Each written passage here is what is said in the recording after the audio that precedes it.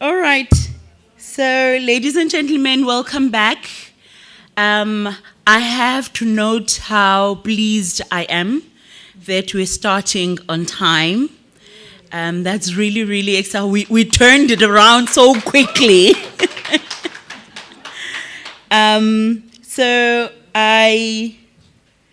There are some really, really useful comments online. So to our community that's listening in online, we are seeing the commentary, and I have to single out Mr. Face of Royalty. I think the comments that we're seeing online, they are really, really engaging, and they point us to the fact that you have been listening all throughout and now reflecting on the conversation that's going on here. Again, we have to state this. If your comment online is not prefaced by a C or a Q, it goes onto the junk box. We're not going to be able to allocate that comment on whether it's a comment or a question.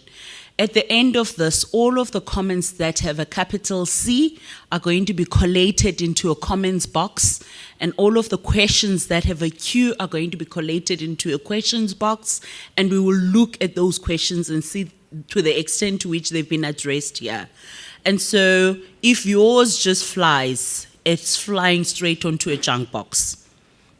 Without further ado, we are now going to turn the stage over to Dr. Mandashe, and then straight from there we will engage in conversation and reflecting on what we've heard from first the ED, the DD, Mr. Dia, and we take it further in that way. So, Doc, without wasting too much of your time, we've been stalling on you forever. I now turn the stage to you.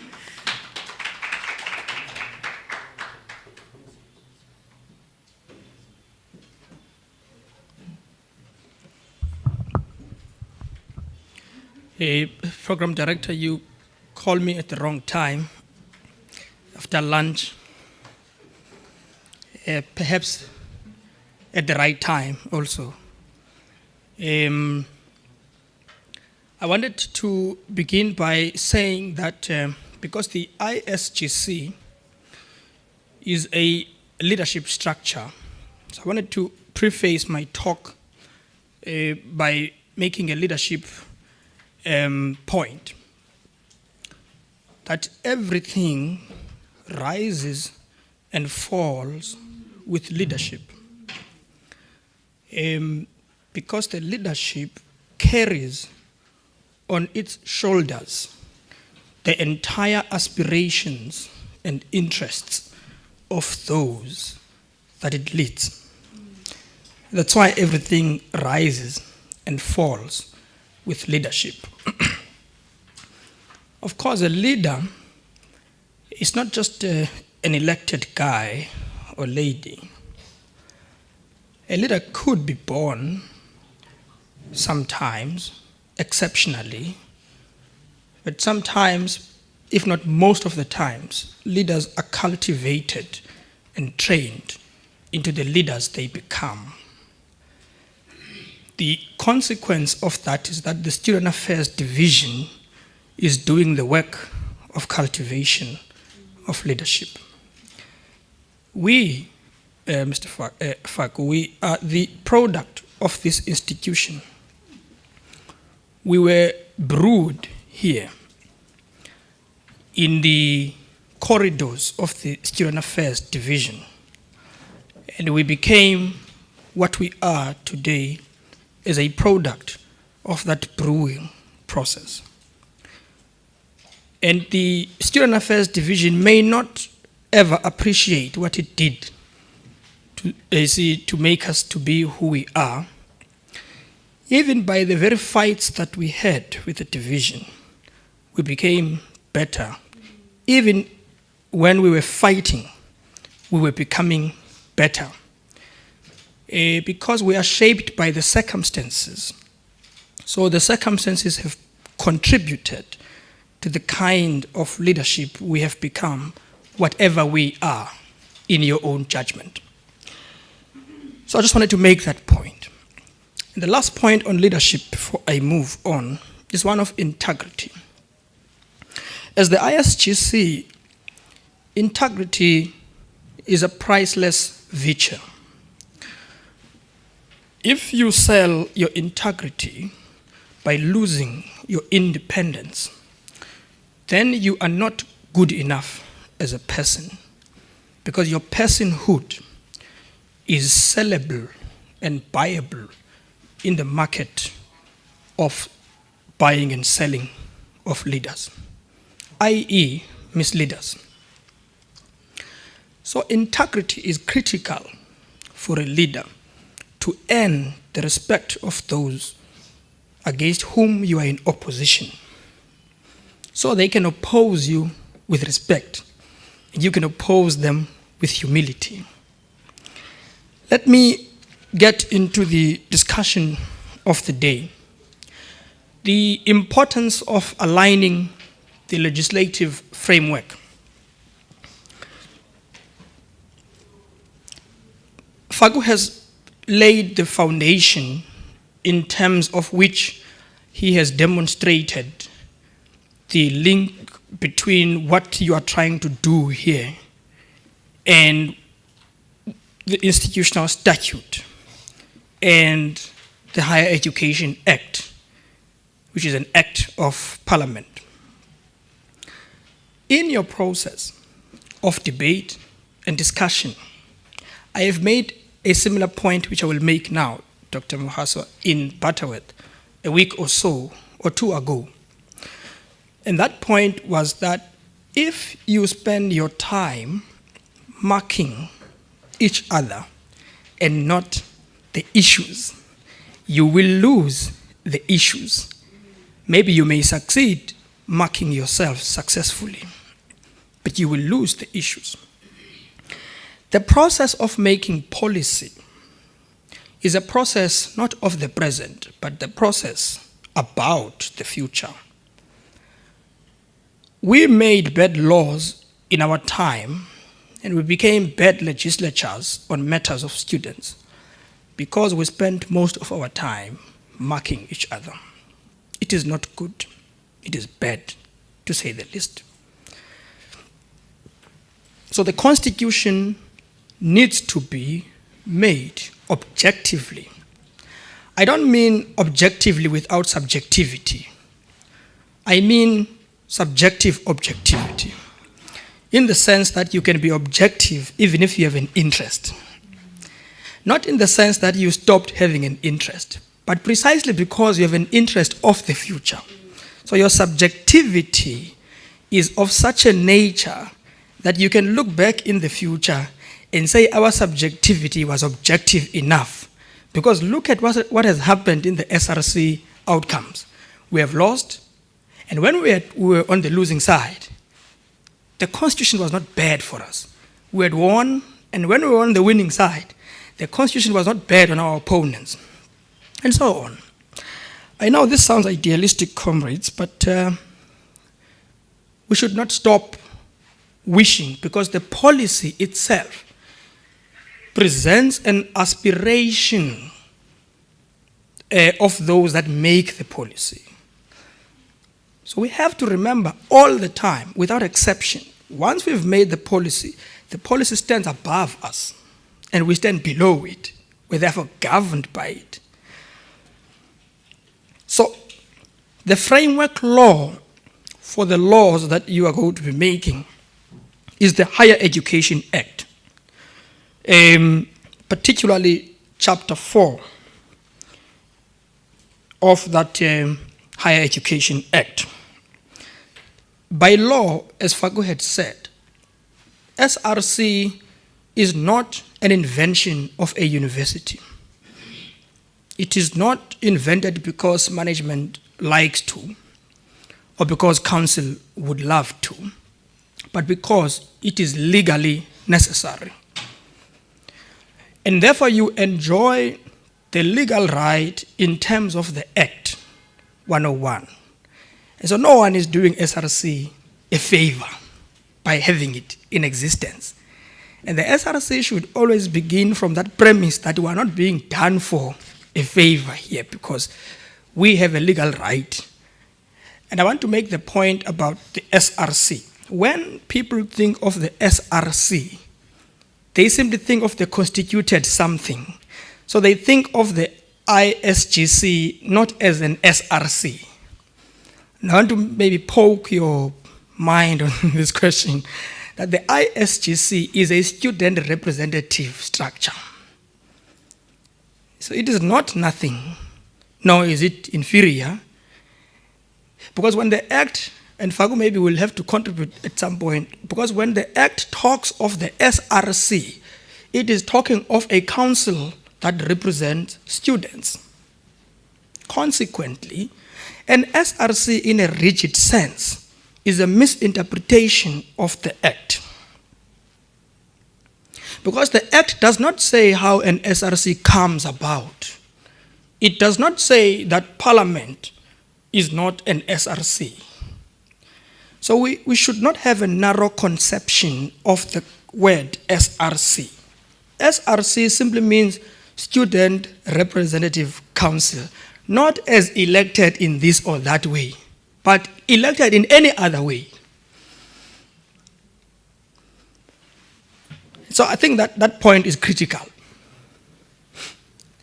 Because what it also means is that when the ISGC sits, the ISGC should not see itself as an appendage of the SRC. It could become an appendage of the SRC by the making of the constitution of the SRC. But it cannot be an appendage in advance. In other words, it cannot be known in advance that an ISGC is nothing compared to the SRC, or that it is the committee of the SRC. Because otherwise the ISGC loses teeth to bite. Take the model that I do not like, the one of the country. So I don't like the model, but that's the model. Parliament holds the executive accountable.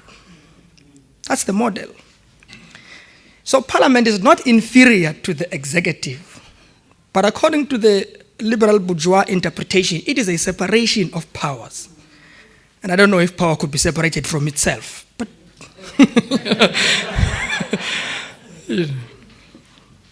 it is a separation of powers conceptually. Therefore, the way you talk about the ISGC should not be in keeping with a view of inferiority versus superiority, but in keeping with the view of equality of powers.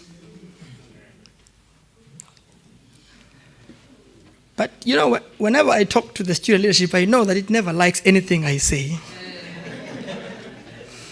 And I know how it responds to me psychologically, because I'm also a student of psychology. It responds, Fagu, with a smile. Which is a sign that, hey, this one now is going to complicate our life. Suppose you sit here for 4 years and then you go home. Not 10 years. And I'm not saying anything about Fagu. And it's not in public, is it so?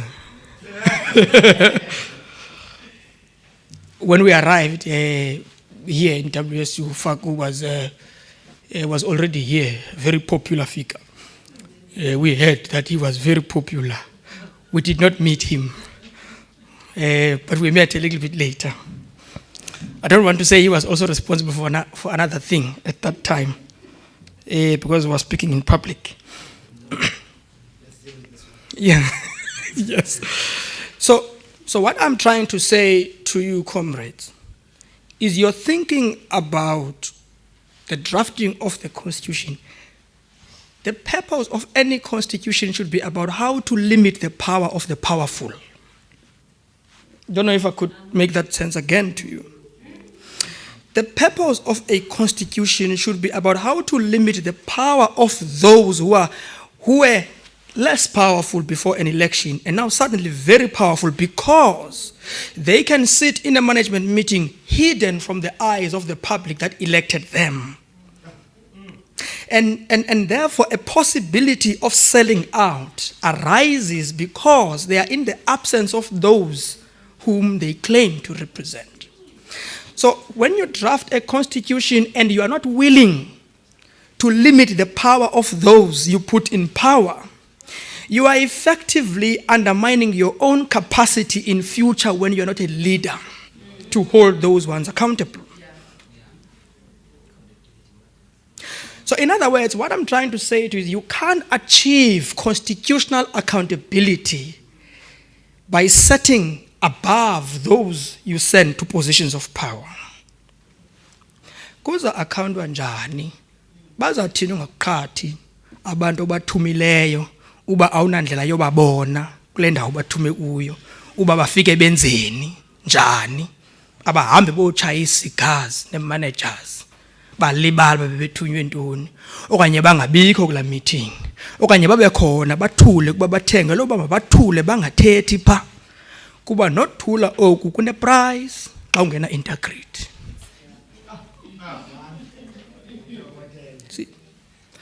Siye mna afike bathule pha because ubhatelelwe uthula. Abantu bacinga abantu babhatelelwa uopposer kanti uyabhatelelwa nothula qha uthula umlomo. Igqiba iprogram.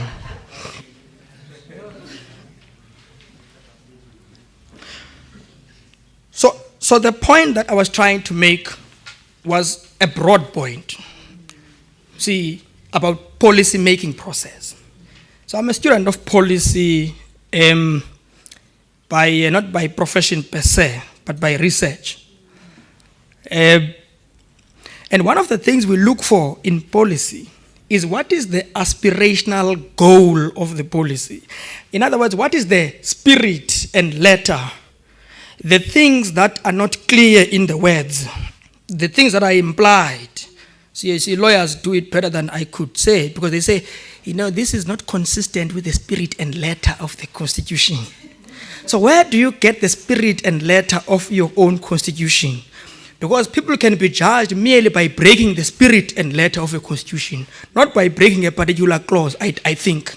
You could hold them accountable and say, but you have not acted consistently with the spirit and letter of our law. So you have to then to decide what is the spirit and letter of your own law, because you have a delegated power by council in terms of the statute. And I wanted to make a very controversial point, by the way, that if you go to the Act does not say, the Act says that the SRC must exist of necessity. But the Act does not say that council delegates power to it. It says an institutional statute must be made. That's what the Act says. The implication of that is that the SRC has a fundamental responsibility in the making of the statute itself, because ultimately the statute becomes the governor of the governors. That is to say, whatever becomes the statute of 2014 is a product of interaction of interest groups, SRCs, Labour, Senate, Council, management, etc., and so forth. There will be an institutional review process, an institutional statute review process by WSU because the institution is undergoing change. That moment is going to come, and maybe your constitution will need to be reviewed again in response to those changes. You see, because if you are a student of dialectics, you understand that everything is constantly evolving and moving, in motion, becoming and unbecoming. See, so as a student, you are always in the process of becoming. You never fully become. You live without having become. See. So the question you ask yourself is, how does our constitution look like in terms of what the management strategic vision envisions into 2030? Not necessarily what the statute now, the statute is broad enough properly. Not necessarily in terms of what you want today, but in terms of what the university itself wants in 2030. So that means you need to make your laws in line with that process. Faku has said that anything inconsistent with the Constitution of South Africa is illegal. I don't want to talk about the Bible. I'm a saved guy. So, yeah. The manner of election, this is an important debate in the constitution-making process. I made this point in Butterworth. From 2009 to 2012, WSU had no SRC. When I was elected the finance in 2009-10, I led forever into the future because the student governance collapsed completely. We teared down a constitution of a one fellow called Macheke, who could bring bouncers in an ISG. Don't do it. Don't do it. I remember it was here in East London. They were very fit men, able-bodied men, who were brought to ensure that we speak very less and that people get what they want. They got what they want for a little while, because that's how it is in politics. So what I am saying, think about this issue of the institutional statute, because you have to act consistently with the institutional statute, but flexibly for what is yet to come. See, so i.e. you must think dialectically about what is yet to come and what is now. The section of the Higher Education Act that Faku was talking about, 26, says that the manner of electing, it says the manner of bringing about the SRC is determined by the institutional statute. I've made that point. What I am trying to make right now is that you ask yourself this question. What did we say will be the manner of coming about the leadership? And how does that manner fare on the criteria of fairness, objectivity, and honesty? And I made the example, I want to make this example again. There was a fight about whether you want to have a winner takes all as a manner of electing, or you want to have a proportional representation as a manner of election. So there are two key events that have happened nationally. The first is that the Constitutional Court has made a ruling that individuals can contest elections. So the constitutional judgment is unfortunately, and I'm using the word unfortunately because I disagree with it, binding. It is binding. I always like to have a caveat because I don't want to be assumed to agree to certain things. Because one will say, oh, he agrees with that thing. I don't personally agree. But it is now a framework law because courts develop law, which is quite interesting that courts should develop law because it means that courts are more powerful than the people that make the law. And then so much for separation of powers and equality of... See, so what this means, see, for what you are doing, is that it will be illegal to deny an individual who wants to contest an election. I don't like it, but it will be illegal. The implication of that is that council is not going to accept a proposal that denies an individual a right to contest an election. What am I trying to say to you? I'm also trying to advise you what will be acceptable to council and what will not be acceptable to council. With my own integrity intact, I personally will not accept that in council as a member of council. And I'm explaining to you why that is important. It's not because I love the Constitution of South Africa. It's because somebody can take the institution to court and they will win. And the institution will have to pay money. and we don't have it. The finances of the institution are not bad, but there is a dwindling effect. They are looking down. And we're already spending millions on legal things. We are not going to spend money just because you want an individual to be denied a right to contest an election. So that's the first key event happening outside there. The second key event happening out there is a political one. It's that people are coming out to lose interest in politics in the sense of political things, political people. Now that's an indictment on the political leadership. You see, you know this as well as I do. If you read the stats outside, 10 million people didn't go to participate in the local government election. What this does is to put legitimacy issues on those that lead. Because the question then is, if most of the people choose not to come and vote in your process, what kind of constitutional mechanisms do you put in place? See. Secondly, what kind of political response you have as all political organizations.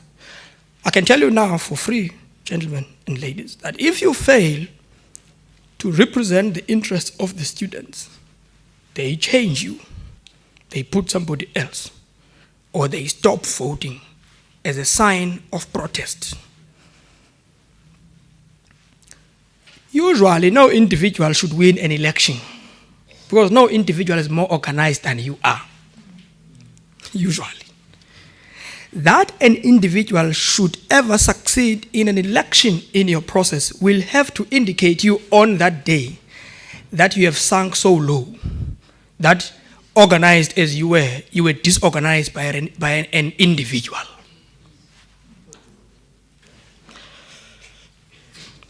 So what I'm saying is the manner of electing,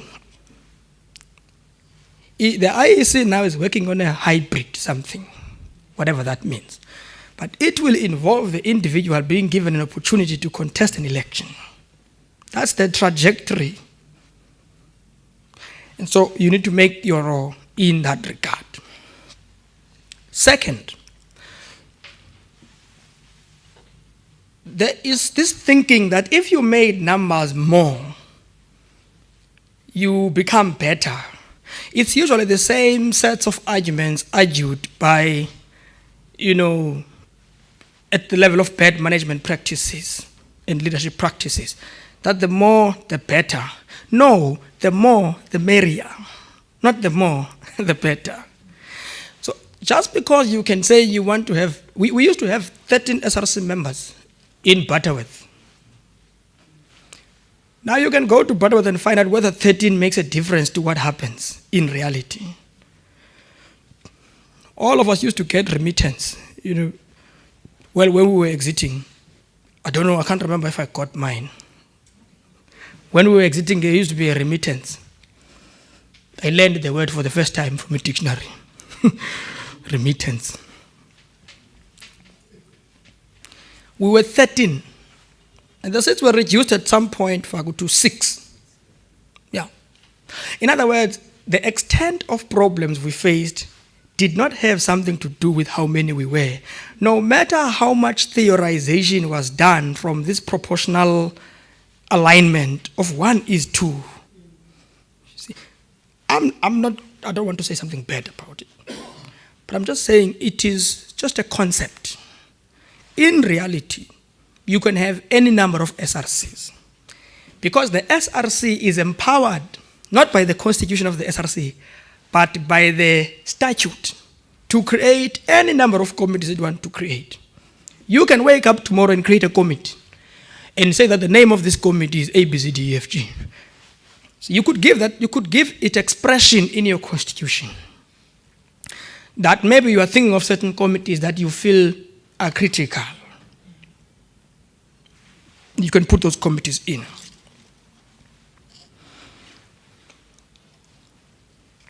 So the functions of the SRC are not determined in the Act, as I look at the Act, but they are determined by the institutional statute. If you want to influence what your functions are, you must influence the statute. So I'm giving you, comrades, a hint of what you need to do in order to influence what you want. You must also influence management, because you do want management to be on your side on certain issues. What that means is that you need an ability to articulate yourself persuasively to managers, right up to the level of the executive director.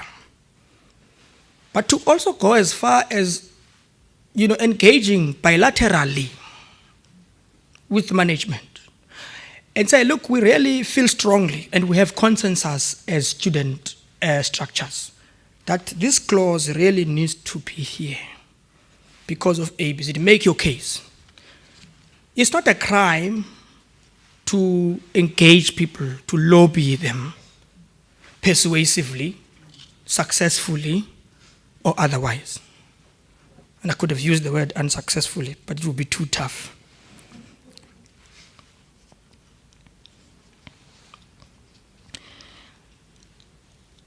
Now, if you look at section 40 of the statute, it's very important, section 40, particularly that subsection M. Subsection M says that you also have some of the functions given to you by the statute now. You have the power or right to recommend to the council rules to determine the conduct of your own affairs.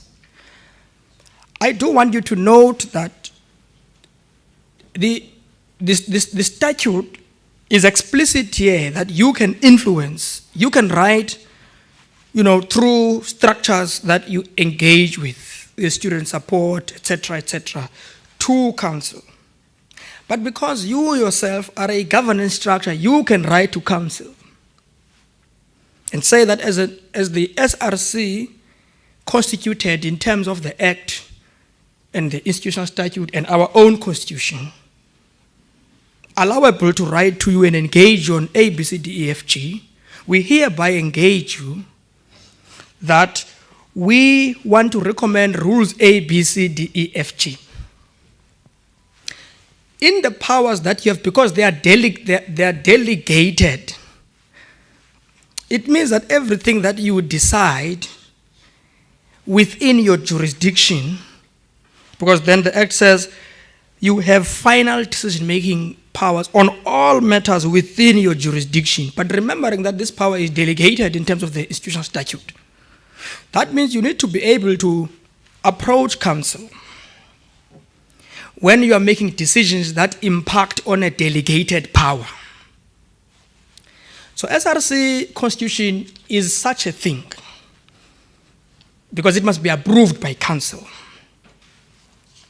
So if the things you say to council are not persuasive to council, then council may not accept them. I'm sorry, I could have said everything that you will like if I had the luxury to do so, comrades. The reality is that you are going to have to come at some point, this document will have to come at some point to council. And again, council is not the sort of thing that I like. If you asked me how I should like the institutions of higher learning to be structured, I would have completely given you a completely different answer. You see, I would have said that including a council, everybody must be equal in the making of any law. But that's not where I am now. I'm trying to say, how do we, if you like, in a Leninist form of party organization, navigate, tactically, all the constraints of the institution and get the best possible result? So Lenin was a skilled politician. He understood that the road to revolution takes a form of zigzags. To climb a mountain needs you to go that way, and that way, and that way. Sometimes you could not march straight. but you are marching straight. But you have to go zigzag sometimes to win certain issues. So you have to choose in the constitutional process which issues are most fundamental to you and to the future generations of WSU, and concentrate your attention on winning these issues. There are some of the issues that you are going to lose. You are bound to lose certain issues. And I don't say this likingly also. It is the kind of thing that happens in a society of class stratification. You lose certain things. In fact, Lenin says we don't have to teach each other what happens when we are on strike. We know exactly what happens when we are on strike. We lose certain things and we win other things. So the idea that people think they're going to break a wall is the idea of having broken your head.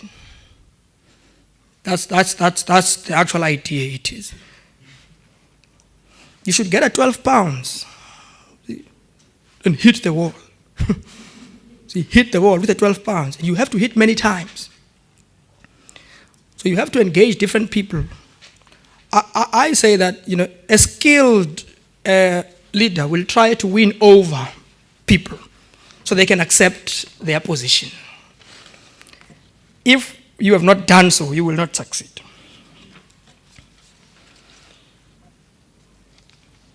So the purpose of the policy process you are engaged in is to flesh out some of the details that will be in the spirit of and the letter of the law.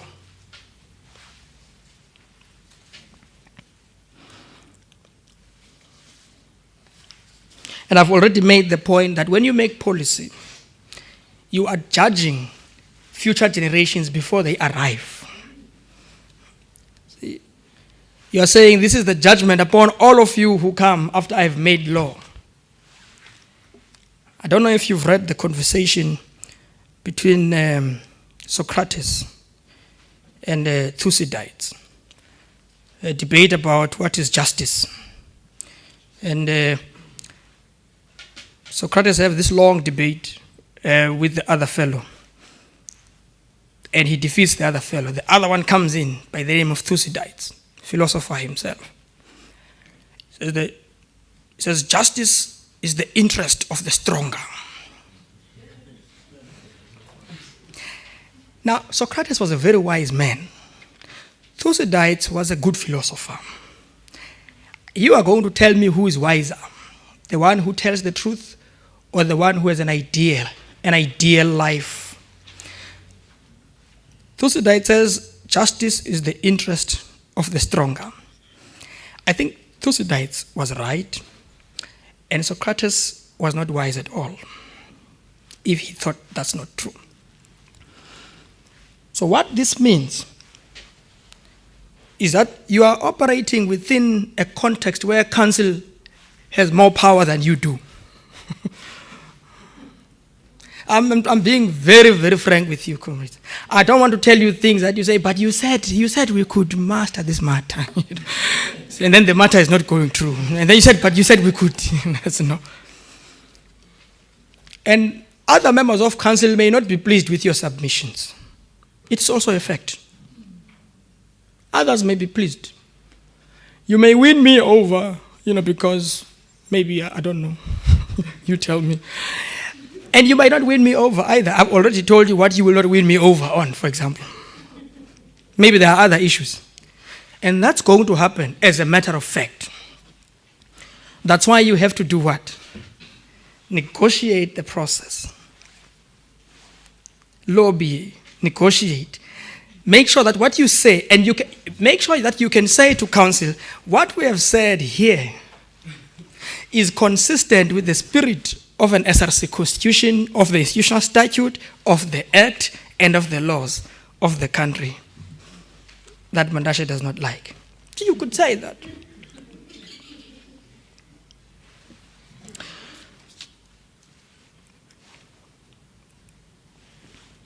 So let me make the last point. So the relationship between the SGC and the ISRC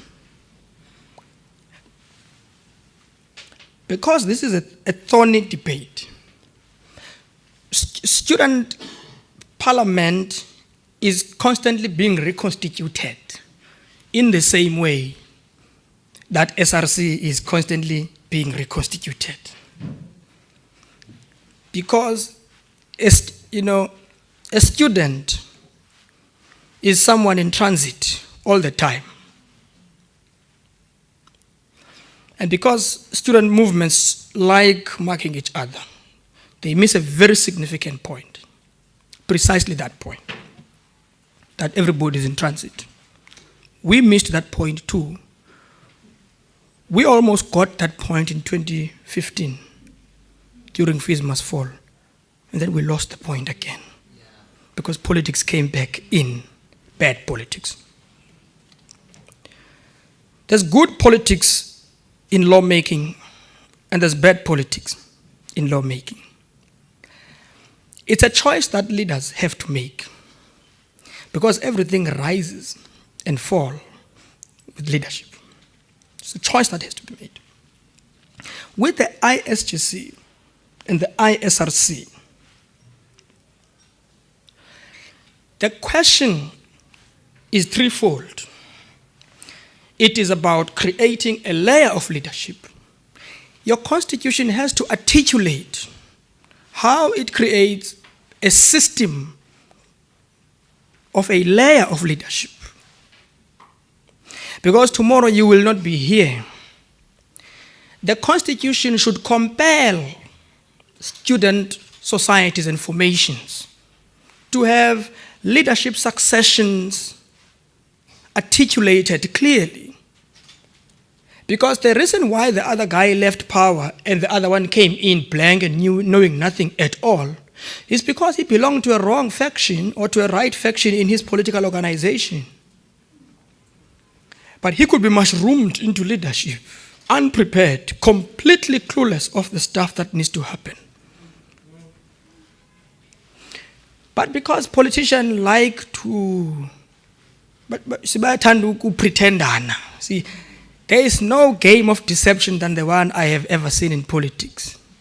A stooge could be elected tomorrow simply because he was capable of lying to everybody successfully.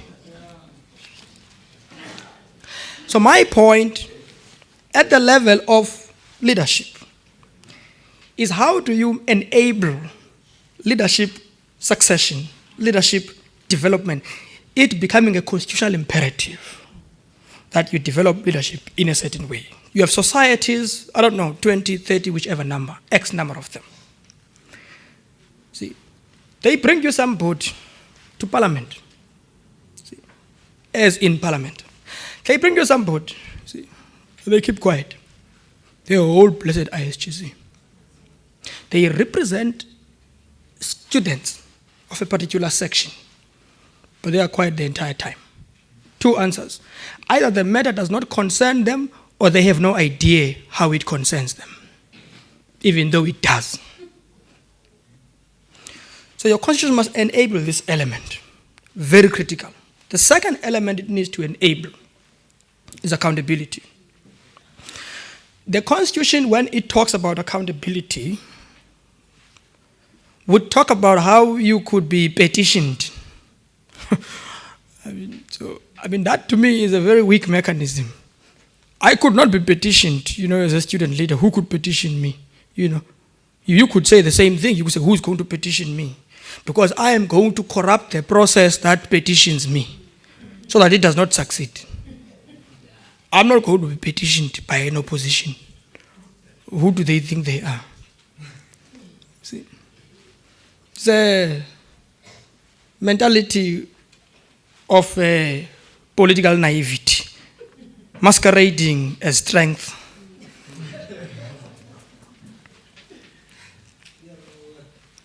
See, so you have to create a system of accountability.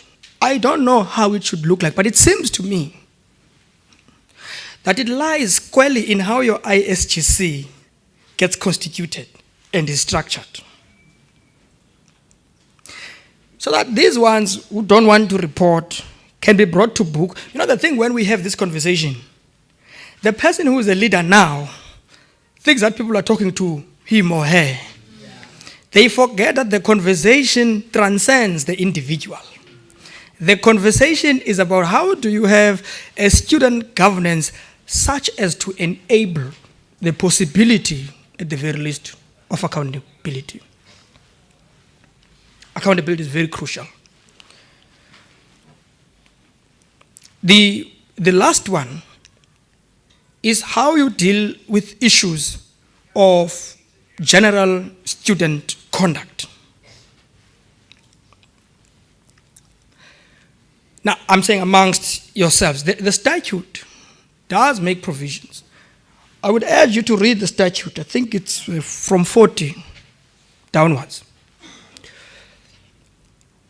The statute provides framework elements of the things you can do and you cannot do. And it's best that you read it yourself. It's got from A probably right up to O or something. There you will see what sorts of things you could do and not, so that when you flesh out these things in the Constitution, that stuff is in. And I wanted to revert to that point of accountability. Because ultimately you are accountable to the institutional statute and by extension, logically, to council. Now, if you do things that are against the statute at the basic level, you are acting illegally, institutionally. So my advice is that you look at this matter of the student conduct. Look at it objectively. You know, in 2012-13, we had a scenario. At that time, we were in charge. See, I'm using the word, but I'm not advising myself with my own words. I should have been advised not to say in charge. We thought we were in charge, and a strike emanated from a department called engineering, electrical engineering. I don't know if you've heard that story. It was a tough story for all of us. And what happened in that strike is that these guys wanted, material to start, legitimate issues. And we met, and I'm not going to mention names, but we met as a student leadership. One suggestion was that this matter has been going on for too long. There's that thing when you're a student leader, you don't want to appear like an idiot who can't deal with matters. It's a psychological thing. Yeah, it's a psychological thing. But if you read the philosopher called Seneca, he says that one of the things we need to do is to master emotions and not be governed by them. We must become masters of emotions so that we can govern emotions. He would say that what you do when you are angry reveals exactly who you are in your true self. I.e., what you do when you are emotional reveals the true nature of you, who you are, generally. The kinds of things that you suppress about yourself. When you are angry, they come out. But those are things that you can overcome. So what happened in that protest was that we were divided in my own organization about this matter. And I was a student leader at that time. We were going to go to a mass meeting divided completely because other comrades belonged to electrical engineering and they were equally leaders of the branch executive committee. So we left the branch executive committee without a mandate because electrical engineering was on strike and the other comrades disagreed that the strike should continue. The strike comrades make us look very bad. It makes us look like we're not in charge here. We need to stop it. So I went to the meeting. This is an important example because the strike had been continuing for over a month, up to its second month. And so we had a political division around that year. And it shouldn't have happened, but it did happen. because we try, when Src is in charge, we try to make it look ridiculous. And when we were in charge, they try to make us ridiculous. So that's what we used to do. See, trying to mark each other. Because there's a next election. There's always a next election. And the next election starts as soon as the other one wins. And goodness me, when are we going to govern? We are bound to bungle and botch the process. We're bound. So in other words, leadership failure is inborn in the very nature of our relationship. But if we become aware of that very fact, if we become aware, we do better. Again, I go back to that example. 2014, 2015. We became extremely successful because we said, no, let's not do this thing.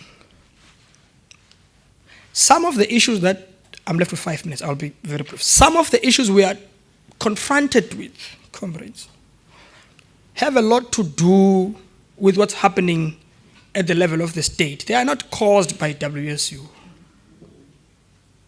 And this is just an honest fact, again, it's an honest reflection. They are not caused by management, some of the issues, some of them. I'm not saying all. There could be issues attributable to management, but not all of them. For example, if government gives the institution 10 rand and we need 15 rand, there's absolutely nothing that can be done about it by WSU. WSU can simply say, well, we have 10 rands. And then you can say, but how do we know that we have 10 rands? And then they say, no, look at our books. These are our books. We have 10 rand. So, okay, let's organize ourselves nationally and fight this thing. The struggles of the students are struggles of workers. There's no doubt about it. And no sane worker thinks that it is okay for things to happen against students. I'm saying sane workers. I'm not saying they're insane workers. But no sane worker. Does that. What we need to think about collectively as student leadership is how do we begin to organize ourselves outside the corridors of institutions, but for the sake of making those institutions properly ours and better. And that's what Fees Must Fall did. Something that could never be achieved by an institution. Never. I'm not lying to you. All the problems we face in South Africa are the problems that are reflected in WSU. Whether you like it, whether you are my political friend or opponent, but that's a fact. And if we want to solve those problems, we need to think about how structures such as SAUS or any other form of structure, including student formations across the board, can be brought together for the sake of fighting these issues. And I'm making one last point, and this now is not a policy matter, but it's kind of a point. That the funding at the higher education level has dwindled past the 2 years of COVID, probably roughly by 4 billion. On the other hand, the student debt has risen from 14 billion to 16.4 billion, by 2.4 billion in 2 years. When you come to WSU and say, we need students to get opportunity to study, WSU has a responsibility to listen. But we all collectively have an obligation to understand the national character of that problem, so that we can organize at a level that directly deals with the issues. The funding problem, I don't know how to sugarcoat such important issues to you. I don't know how in heaven's name we are going to solve the problem of unfunded students. There is no magic wand. I always say, Comrade President and SG, that under a system of capitalism, you can't be too creative. There are limits. Capitalism is like this room. Your creativity starts and ends here in this room. You see the point I'm trying to make? So if you are trying to solve a problem in this room, you have to break this room so that you can break new frontiers. The state has a dwindling revenue. The revenue is going down and down because there's high unemployment. It's over 45%.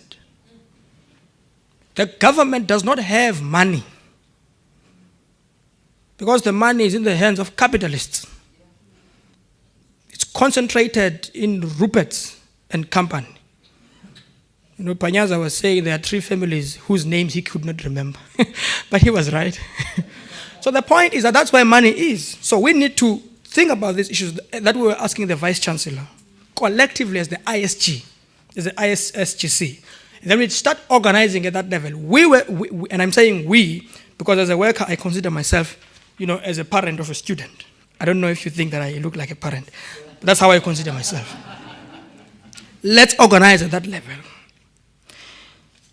Chair, thank you for allowing me. I'm going now to send my greetings to you, to the ED, to the Student Affairs Division, and I hope that I have been useful.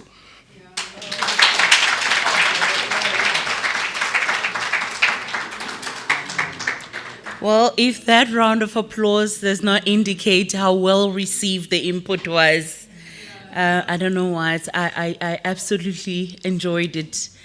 And as you were speaking, you were touching on a whole lot of things and some other caps that I wear in other different spaces. And I'm like, oh, we need to chat about this. I need to pick your brain on this. But quite informative. So I'll tell you a story. I like the fact that you lifted the conversation beyond the student formation, because I don't even want to say the party political, the student formation political differences that we often get stuck in. And you lifted it to bigger socio-economic limitations that confront us.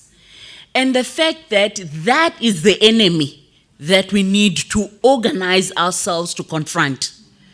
So I was in the Src at UPE back in the days, you know, back in the days, and that's where I cut my teeth, and in other spaces in student politics, and I worked for an entity that ended up supporting Walter Sisulu University to do elections, Src elections, many years ago. And so obviously, most whenever I come to Walter Sisulu, properly, proper. And so I have a leaning, like some oftentimes and because like you came in for us in amazing ways at a time of need. So this is an institution where I know ukuba umntu yaziwa ewusu. I come in I remember, obviously, the chaos hits you. Hey, I want to mama there's too many moving parts to the elephant. But I will never forget ubusuku where I had to drive because kukumbutho wawuzise inkomo phayeduwa lenkomo yayizawuxhelwa ebusuku like from an animal cruelty point of view and all sorts of considerations. I thought to myself as an electoral agent, man, this shouldn't be happening. I don't think this is right. Nor do I think the university leadership is aware that this thing is happening. We are born. Safika pa inkomo iwile ilele ngecala iqalwe emnyameni. And I so hope that in our thinking and in our being and in our lives and in our political activism, that we've emerged and have gotten to a place where we recognize ukuba iusu as an environment is the ground in which we train ourselves for where we're going, right? And I'm hoping that those days are gone. So I was excited to be invited to be part of this process because I thought we're turning a tide somehow. Come on, and never again will we be slaughtering cows at 12 o'clock midnight ahead of an election in the morning, whatever strategy that might be. All right, so we're going to open the floor now for commentary. A lot has been said, but what has been said really was to frame the conversation for us going forward, right? What we've heard was that the university is in transition. The university has articulated a strategic direction, and we are trying to align ourselves as student affairs with that direction. There has been processes that have taken place at campus level that have led us to where we are. And we are inputting into two processes. There's the constitutional, SRC constitutional amendment process, and that today we seized with the constitutional amendment process. But there's other policies that impact on student life that we need to input on. And tomorrow is dedicated to all those other policies, right? So today is about the constitutional amendment process. There's inputs we've made at campus level that will be shared just now, but I wanted to invite you, if there are any specific questions that you have just on this overarching framing, ebisenziwa from UDOG all the way to Dr. Mantashe now with this panel. If you have comments to make on this one or questions to ask, now is the time to do so. One? Okay, right. I see. We shall go in that order. One? All right, let's go this way. I will start with the lady in the front. So you are number one, because she is one of very few ladies I'm seeing. 1, 2, you are number 2. You will be number 3, number 4, number 5, number 6, number 7, number 8. You are the last one, number 9. All right, let's go. If it is said, you do not repeat it, you do not emphasize it. Here's the frame. We limit the preamble as well, ne? So we shorten the preamble and get straight to it. Okay. Enkosi kakhulu, facilitator of the program. Ndibulise indlu yonke, ndingacalucaluli, ndithi nje nqanga nentsiba zayo. Ndizaba short and brief because ezinye izinto sizozidiscussa as ixesha lihamba. I will just first start with the presentation from ED, Dr. Mohaswa. Ndiyazi ke facilitator that she concentrated on this thing, but the presentation by UDOC has ezinye izinto that at least we need clarity on or comment, and also align those things with the core values of the university. Yes. So there's something in here and toucher, which is the disability. As the university, that abantu that are living with a disability, sibathatha as ba ngabantu bethu that are special. So funeke kwenziwe some things that is ba accommodate bafilishe nabo ba students or staff abasebenza at WSU. But you will find out that when a student sase WSU is disabled, si treatwa special when si funded. If that student is not funded, that means that student is no longer special. You will have facilities where or residences, we have our special student residing there, or a block dedicated to them. So when that student is no longer funded, the institution ayisaqhubekeki ithi lo mntana udisabled bekufanele ubuhlala kule ndawo uyazibonela, and there's only one office caterisha for student with disability, which is institutional. Campusini abakubona abantwana babaqhuba kanjani na. So if ndihamba nge-wheelchair ndingu Anathi andifailile okanye ndingesenayo ifunding, WSU andisatreatwa as umuntu disabled, because ngoku andisayinikwa laa ndawo benditreatwa ngayo special. That means ndi-aligna ne-core values zethu ke ngoku, abukho ubuntu. Yes. On a presentation photo of Dr. Mohaswa of the producing a conducive environment for the student of WSU. Some policies, zibhaliwe black and white and they right. Some of them, they do accommodate everyone and they are producing a conducive environment for an African child. But the problem we have in WSU, I know we are not here to discuss the operations, but the problem we have in WSU, implementation. Sihlala kwi-gatherings ezinje on boardrooms, size with ideas, review policies, but there is no implementation. You'll find that we have these policies and they are good, and ideas came and the council adopted these policies, but there is no implementation. So on conducive environment that is provided, like room allocations and everything.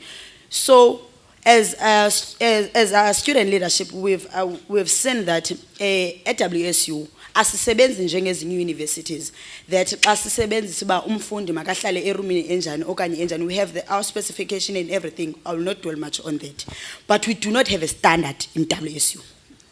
I think on the road to implement or review these policies and the plan that the unit have about this conducive environment, they must take note of having the standard. Because you will find out that they would say we have A, B, C, and D, but we only have one grade that is conducive for the student of WSU. Okay. Yes. All right. I'm going to have to move because there's like 9 hands, and I'm trying to get to all 9 hands in 15 minutes. And we have tomorrow a whole day dedicated to policies. So can we agree that we're going to hold it here? And then we'll take it to tomorrow? All right. So we'll take it to tomorrow, the comments on policy. Are we together on that? So we focus today on constitutional amendments. Number 2 is over there. No, number 2 is behind you. Ngikwazi facilitate mandibule sindlu yonke ngokupheleleyo. Maniqale kulando yakho Doc, because I think ndigxile kuwe kakhulu ukuba ingabe inkokheli ziyazalwa okanye ziyakhiwa na. Amazivumelani ziyazalwa, but ezona zibhetele zezakhiwayo. That's a reality. Mhlawumbe ke at least umuntu omrhabulo andivana lento ba ziyazalwa kulando yokwenza ne-feudalism xa une chance zokuvakatshela pa. Number 2, I believe you are part and parcel of the policies and other stuff. Iware yami nalento policies yambe set boundaries. The current incident that we had as WSU was the one of accreditation. And I miss graduation. Ne? You as an SRC, you are not in a space of discussing whether the graduation continues or not, because indo yabantu abagraduate, which is abekho kwi-space sabo bakwi-space convocation. You understand? The statute. It is when their premises babaxoxela bona so baxoxelwa i-convocation.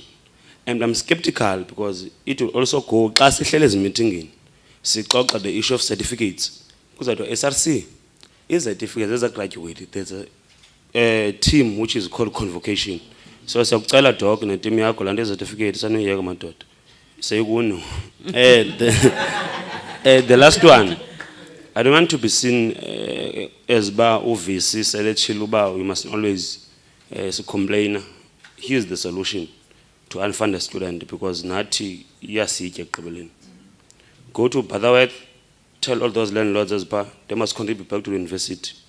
Basic schemes abantu unfunded. Go to SPA, go to FNB. Isikolo sina-alignment no-FNB. Asiyazi relationship iqala iphele. They must plug it back. We're busy using that banks. Capitec, fund a student, NSFAS, ukhala pha. They must plow back to university. So that is going to be unfunded. Lastly, on the issue of accommodation, take all funded student. Baningo results ngaphandle, unfunded one, bafanga pa the campus in bakwazi ukushiya institution, bangashiya umuntu enkosi mfowethu. All right. Yes, and the third Yes, one. that's number 3. Yes, thank you. Wait. I wanted to make sure that, Dr. Mantasha, did you understand that powers and functions between the SRC and the convocation question? Okay, cool. Number Yes, 3? thank you. I want to go to the constitutionality of the constitution, the SRC constitution. It is in the Constitution of South Africa that everyone is allowed to contest, even political parties. Now, our constitution says that political structures cannot contest top 5. I want to check, is that constitutional now? If not, are you saying that the SRC are not SRCs? Because once something is unconstitutional, it means whatever fruit it comes out there is unconstitutional as well. It means they are not SRCs as they are staying here. Okay. If it's so. Second, I wanted to check again. Here we're having... Wait, yes. Rashid. Is that in the constitution that we are Yes. here to amend? Yes. Okay, Yes. proposed amendment. Yes. Okay. Yes. Secondly, here we're saying that we're having disabled students. Now, also, I saying that in the constitution, the formation of the constitution, there's no office we call it gender and disability. Okay. So how do we find that be constitutional? Because we're told that everyone have to be equally represented in the constitution of South Africa. It means in the constitution of the SRC, they are not represented. So is that constitutional now? Because I've heard to tell doc yena kwela cala xa sithi individual ay contest akazuyivuma lonto ingabe uyayivuma naloba imibutho enga contest because ubulala into populism apha une clowns ezi top 5 ezibulala abantu zibulala imibutho because we know that these people are backed by organization then lapha abo uthethe ngayo ke ngoku. And I want to check again xa usithi the purpose of the constitution uthena ubana the one who's powerful uthatha ipower zakhe. Yes. Okay. Don't you think that here, because the constitution, it SRC derives its power from the council, but yet again, I co-kill council, and the power ithatha we Higher Education Act. So is ngaba right in la clause of the constitution? If not, see na. Thank you. All right, okay. I'm assuming umuntu ibambile inamba yakhe ne because ngowanthi ayibambanga uyofika ku number 9. Does wena qha ubung number 9 the last one? Okay. Thank you very much, Program Director. I have a question and 2 comments, then I sit down. Firstly, my question will be directed to Mr. Tia. So, Mr. Tia, this constitution that we are here about today, it has a document which is called Standard Operating Procedure. Now, as the legal expert that is here, I want to ask, what is that document?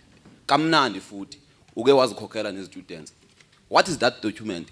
How is that necessary that kufuneka kube khona that document a supplement okanye a support this constitution? That is the first clarity. Then I want to comment on the issue of core values. On this thing of on this project of Vision 2030. Core values, particularly honesty and integrity. I believe it's necessary that it must be quickly integrated to staff, because typical example, we had this after second semester. Those students that are doing educational sciences level 4, they were going to teaching practice. Now, on the day that they must go to teaching practice, they do not receive their funding. It does not make sense at all. How come? How bazakwela ngantoni usuka from esikolweni kuya in those various schools they are doing prac? I called my friend who's in another institution. Yabuza, my friend, iyenzeka lento kule institution that abantu bangayifakela imali on time. Uthi no, imali ifakiwe bayifumana and everything. So maybe that is poor performance or incompetence, but those COVID, it must be quickly integrated because there's no honesty, there's no integrity now. And lastly, as I land, I will land on the point of the constitution again. Usinsigi made a point part that now elected a populist. That again was made by this constitution.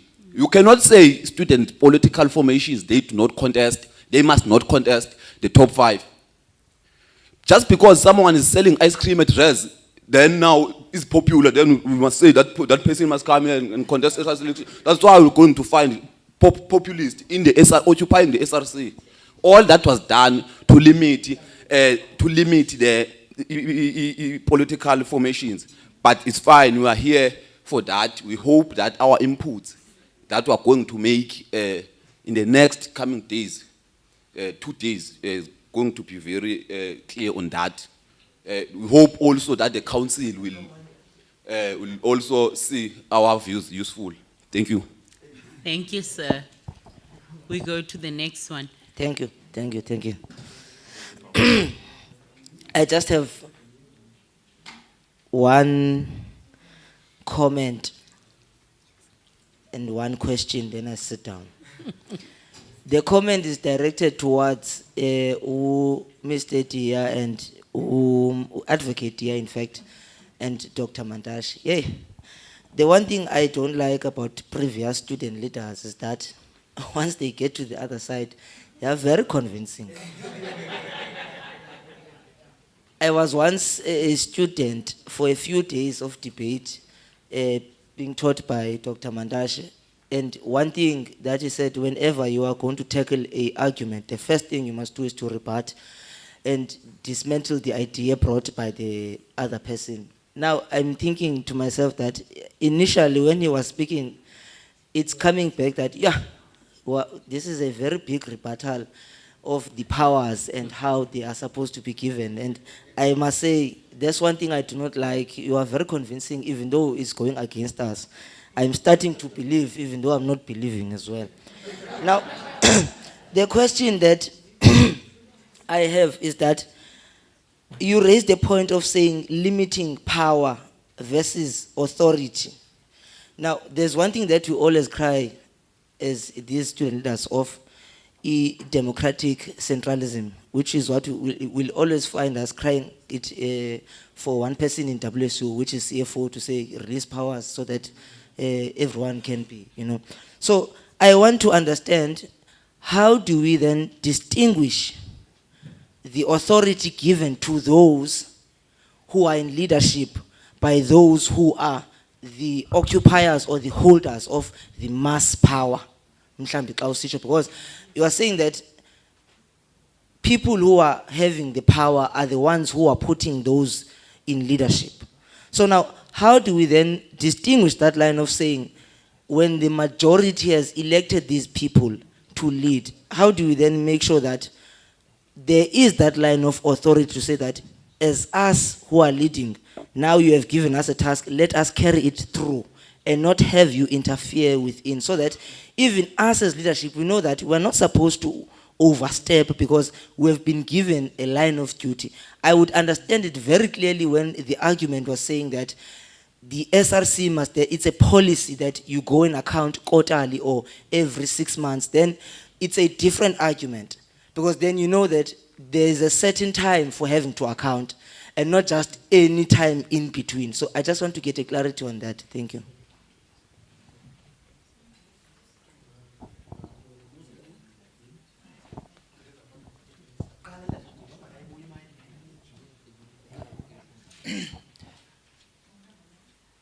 All right, just give us a second. There is a hand here. There was a hand here before yours. Okay. Okay, all right. Yes, you can go. Oh, okay. Thank you, facilitator. Mine is simple and short. Submission, because questions ezininzi okanye clarities bendinazo sendi-capture lishiwe zilata speakers. I-submission yam iza ngolu hlobo. Uvis mentioned into ye-funding donatwe nguSibusiso Bhengu Yes, yes. Umentioned la funding ne. So ndine submission okanye ask la funding because she mentioned indoba kule vision of 2030 bacinga ukuyi-split and then kwenziwe i-recreation grounds at Ibika nezinye ke izinto ne. So i-ask yam iza ngolu hlobo facilitate. Can at least mhlawumbe u-30% of that funding athathwe aye kwi-postgrades zethu because we have a number of i-postgrades apha CWSU ezingekafumani certificates, therefore azifumani imisebenzi because i-certificates zazo ziselapha. We cannot run away from the fact that singabantwana abasuka from disadvantaged rural areas or i-backgrounds zethu azikho that warm, yabo. So at least 30% akanothathwa from that funding, then alendoza acuthe amatyala wezi alumni sinazo so that some of ezo alumni zizofumana i-certificate zazo because mna andiyiboni into entle nebukeka into yoba kuzofunda abantu abayi-5,000 and then kule 5,000 ibigraduate kulo nyaka only 30 of them abaye bakwazi ukuba employed, then the rest abakwazi ukufumana nix because i-certificate zabo zabambeke esikolweni ngenxa yamatyala. So at least a portion of that funding, I'm not saying yonke ivele iye kubo because I believe the one of Src budget is more based on iluzana students ezisekhona currently, so ayikwazi ke ngoku uyoncedisa kula matyala. That was my submission. Thank you. Oh, all right, okay. So we're going to take that submission, and it is an important one. We're going to take it to that meeting on Saturday next week between the VC and us. Yeah, thank you very much, facilitator. I just have questions on my side. My first question is directed to Advocate Tia. I just want him to take us into confidence on that part that he mentioned in Dioba. Even the management does not have what we call a legal status, but we have seen in the past the management issuing, I can say, interdicts for the SRC.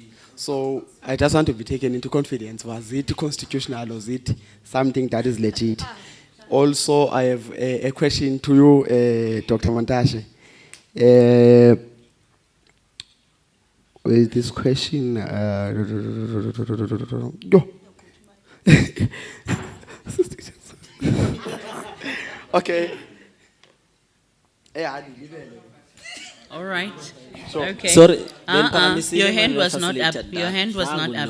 No, I did not recognize you because your hand was not up, and there were many other people whose hands were up.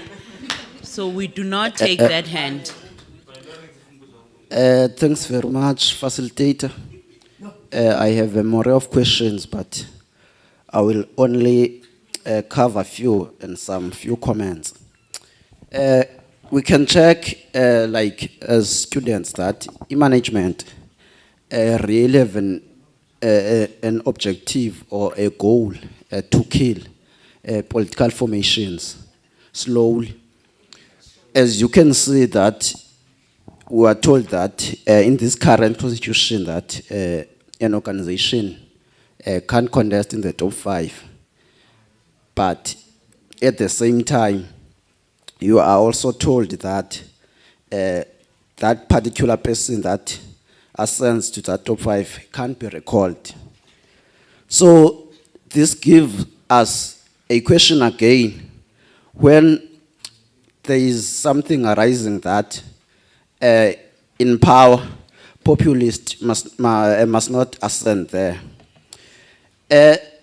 Our university, it is African university, ne? But then if you can check in terms of residencies, there are people who are having calling and other things, but you can't hear the residence unit or department saying there is a special rooms reserved for people who have a traditional calling or whatsoever, so that they can have a space to perform all those rituals. So I think the university must also check on that one. And again, the university, I feel like, is not taking postgraduates seriously. few graduates that are able to get to secure a funding, and again, few postgraduates that are able to be allocated in rooms because they don't have a funding. So I think the university must start to have means and come up with solutions so that at least it can be able to meet that vision 2030 that is in pursuit of excellence by supporting a postgraduate in terms of funding, in terms of everything, so that they can be motivated to further their studies. It is very discouraging as a postgrad.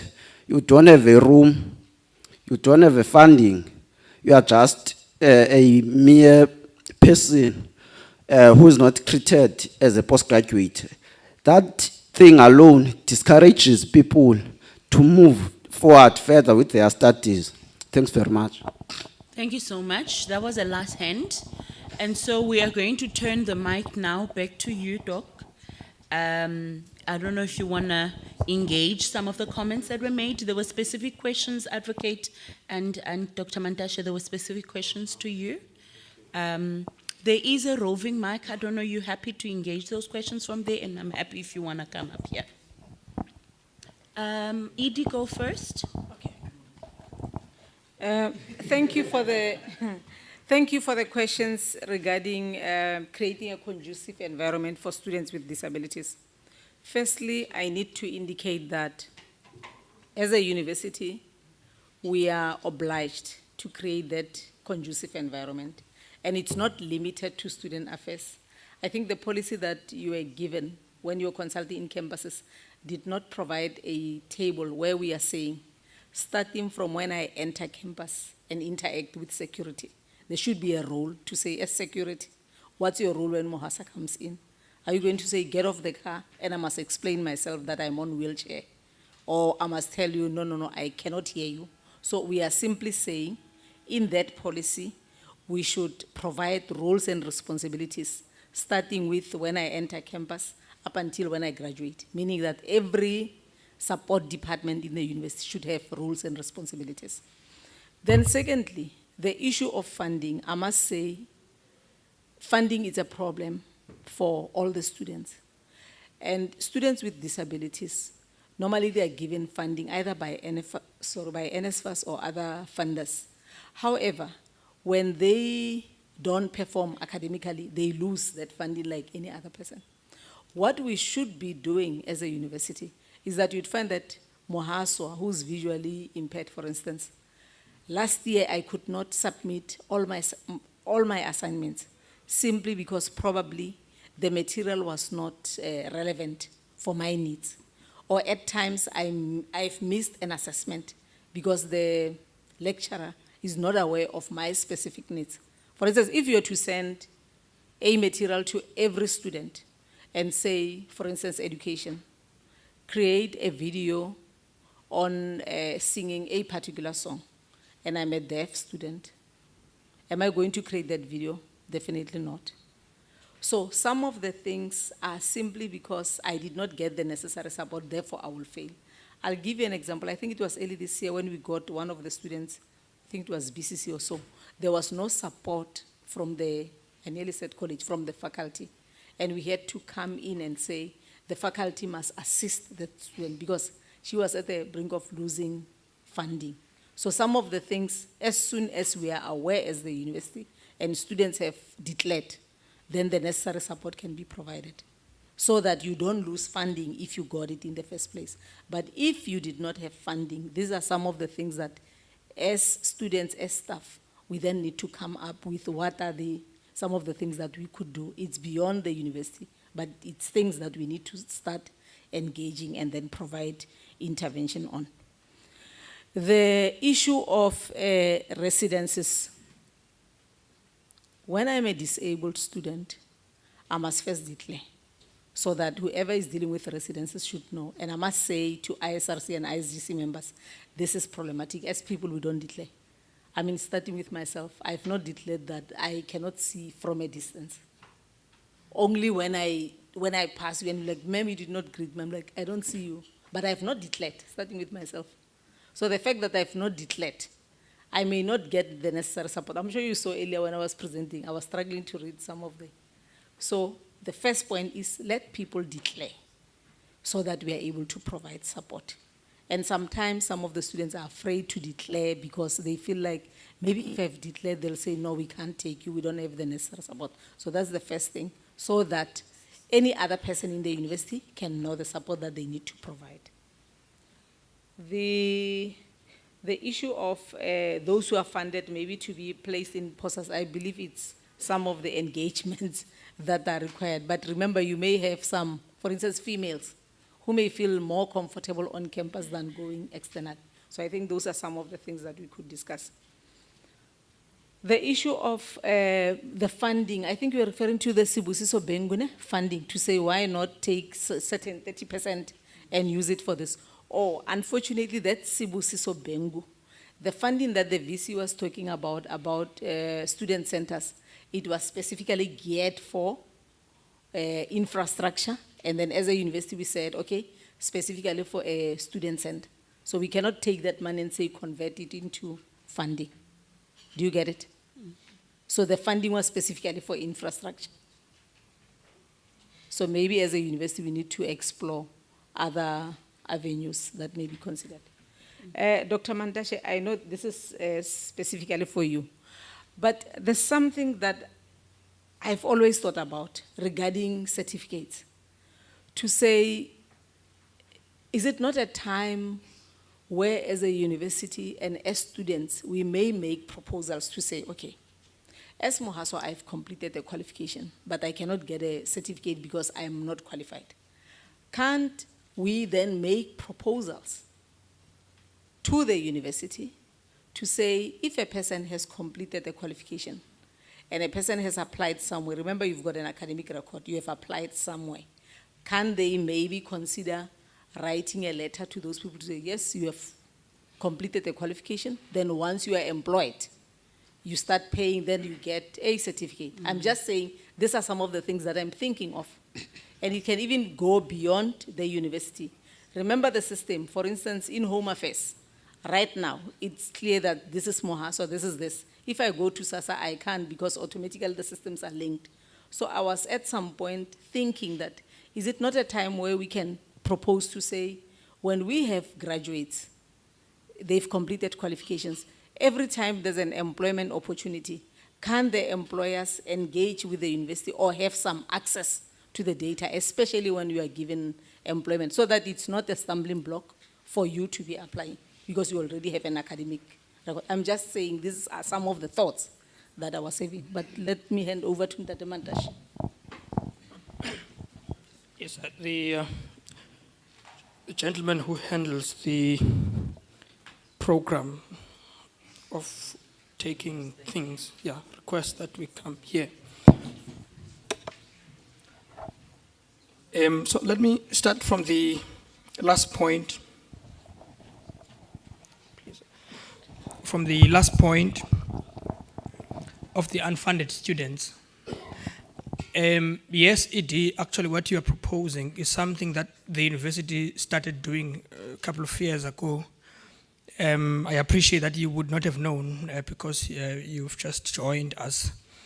But that is what the university had been doing. The problem with that model is that it has not worked. What that model has done is to make it difficult for a WSU student to compete with the other one. Now, there are already two problems. The student comes from WSU and people have this negative perception, Lord knows where they got it. And then now the person does not have a certificate, so they need to explain themselves through a letter. And employers, employers have operated in a different level, They want the things they want, and they want to take people whom they think they take these things seriously, If you don't have the certificate, they look for the other one. You're from WSU, you have no certificate. This is another one in the competition, in the labor market. It's a very tough thing in the labor market. To the extent that, convocation has taken what as a key tenet of its strategy for the next 3 years is to do one thing that was requested in the AGM, which is to create an account. We've already made proposals to the management in terms of creating the account as per the AGM resolution, because we need to fundraise to get the money to help the students, the graduates in particular, to pay off their debts. Some debts are too big, some are small. So we need to develop a criteria in terms of how we would do those kinds of things. That's the first thing. The second response is we want to talk to management and council at a different level to propose a model. So this model would mean that the institution gives you the certificate, the government guarantees to pay the debt, and then a system is developed to track you. Basically, there are three elements. It's kind of not a very difficult thing in the age of technology. Because the problem is about the institution says, if I give you the certificate, how do I get you back? So what we want to propose is a simple model with three elements. Get the certificate, government guaranteed to pay the debt, because in any case, the person who does not have the money to pay the debt will not have it. It's just a logical fact. If you are not employed, you can't pay the money, period. So it's a catch-22 situation. The university will never get its money. You will never get your certificate. Who's going to win then? See? So it's logically problematic. We need to navigate away from it. So if management and council and government, because we need the government, so the government needs to say, because anyway, a huge percentage of WSU students are paid from NSFAS, from government coffers. Sometimes government clears historic debts, see, sometimes, over a period of time. So we were asking what the debt is from the CFO, because we need to start from facts. The CFO says, the debt we have is about 1.4 billion. That's a student debt, 1.4 billion. And this is not a secret. If you read the annual report of the university, which has now become public in the desktop, the debt is 1.4 billion. The debt nationally is 16.4 billion. Now, if you want to deal with this problem, you need government to be involved. So they can say, I know that the SRC president does not have the money. I hereby, as government, declare that when money becomes available in my coffers as government, I will clear the debt of that gentleman. Please give him his certificate so he can go and look for a job. Now, if we don't win, because we must not speak like politicians, we may win, we may not win. If we don't win, then we're going to rely on people being willing to put money into the coffers of the convocation account. We were then asking the CFO's office to do two things. One is to disaggregate this debt, because part of this debt is student debt. Part of the debt is graduate debt. And part of this debt results from NSFAS not having paid it. Part of it results from the institution not having properly administered the people that were deserving of NSFAS. Part of it belongs to students that have not taken responsibility about it. So we need to categorize this debt properly so that convocation can deal with graduate debt. And SRC can negotiate access. So SRC negotiates access. We negotiate the graduate debt. Because you're not going to go to work with an incomplete certificate. But once you need a certificate, you need to go back to work.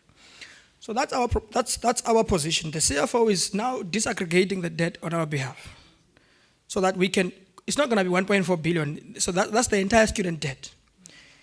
And the university has started actually to do what is called adjusting the provision for bad debts for accounting students. In other words, people that simply are not likely to pay. The adjustment has gone higher up, which means the likelihood that people who owe the institution money will pay it is very low. So everybody has to begin from facts. what's the fact?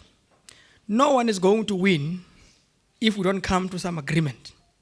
What's the agreement we need to come to? I guarantee to pay the debt, get your certificate, how do we track you? Now that's being creative within a capitalist framework. That's how far you can go. There was a proposal by government, I'm sorry to eat your time, but I think this is a key issue of WSU, in any case of every institution. If you look at the Hehe report, the one written in the midst of the tensions around fees must fall, it's a long document. And there's a document of 2009, and then the one of around 2016, 2017, the Hehe report. This report proposes a contingency loan policy. That is to say, let's give a student money to study, then they can pay us back when they can find a job. If they can't find the job, then the government will pay the debt. That policy was rejected by government at that time, 2017. Now, we don't know how this corporate FAGO is going to, sound in the ears of the minister. But we think that the minister is probably likely to listen to us if we say that we want to also develop a model. You see, so we are going to make that case. We don't think management will not support that case. We think management will actually help us make that case better to the ministry. I hope that I've tried to answer this question. And this question overlaps with the issue of convocation and SRC functions and powers. It's clear what we represent. We represent graduates and staff that has worked here for 5 years or more, and emeritus professors, etc. They are in the statute, the people we represent. So soon as one becomes a graduate, so soon we have become their leader, even if they did not elect us.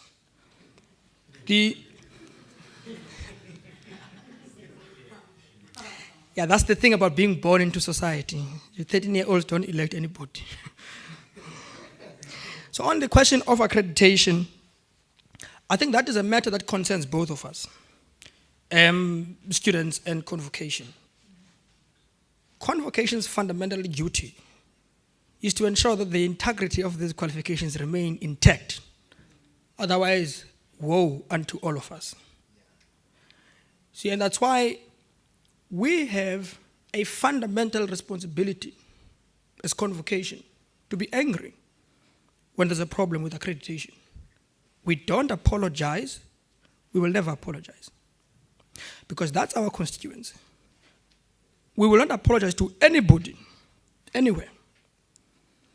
Because if we become apologetic about the matter that is a core business of this institution, which implicates our integrity, then we are fools.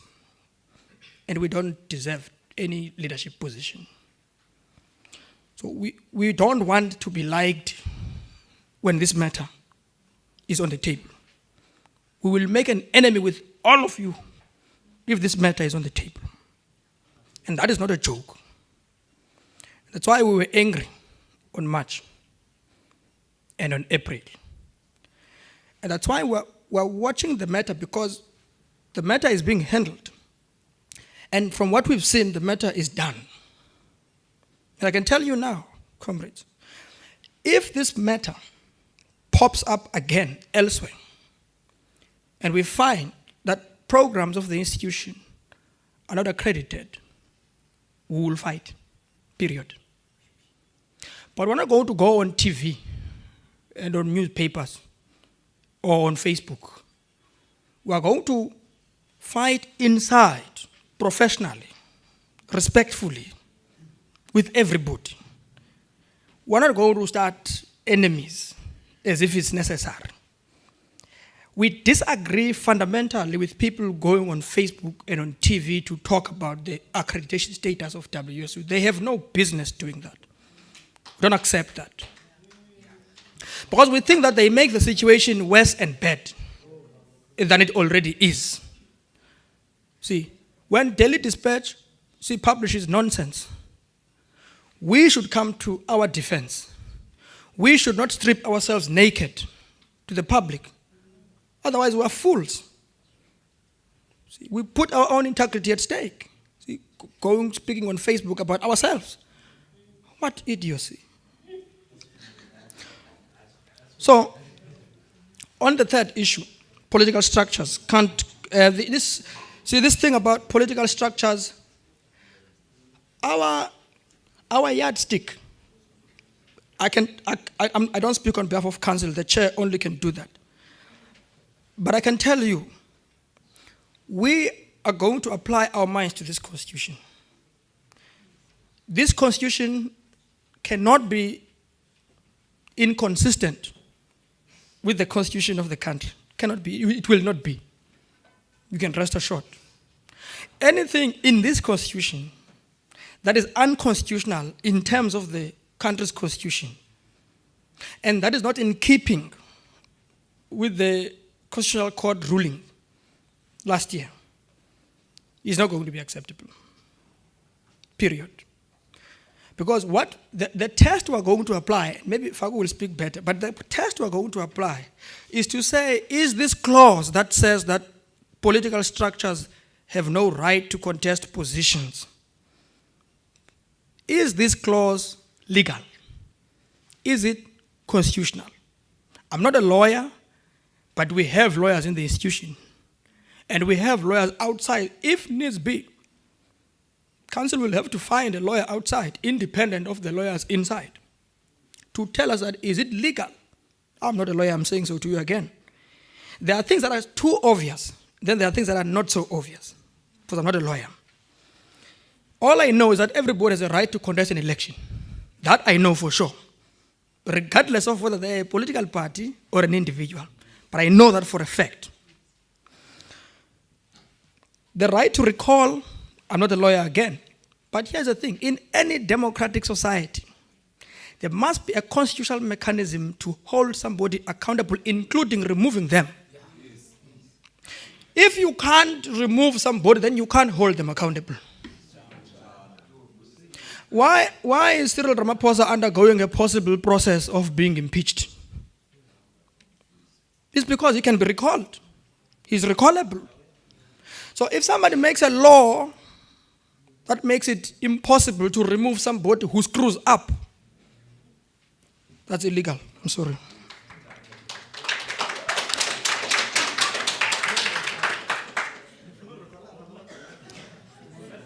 But if somebody thinks that, then we need to create a system where people can just be removed, they are equally mistaken. The limitation of powers,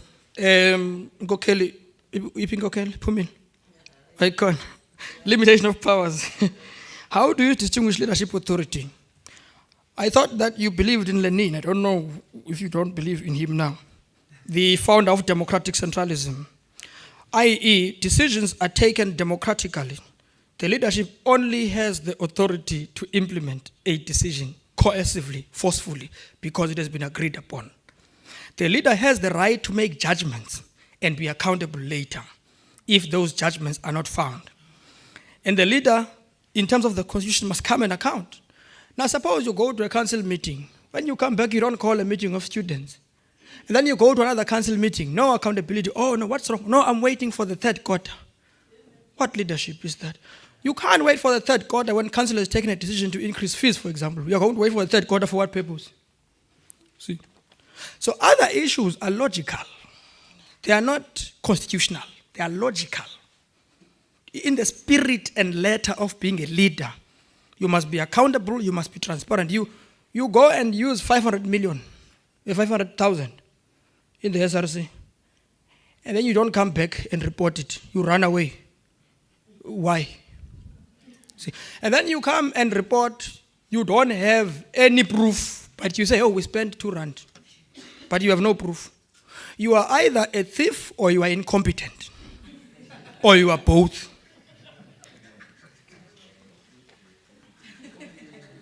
Thank you. Thank you. Advocate, I'm going to put a very heavy one on you because I'm aware that we're eating into the heart of the beast, which is our conversation on our inputs, and I don't want us to do that. But I'm aware that there were specific questions to you. So if we can deal with it quite speedily. Thank you, Chair.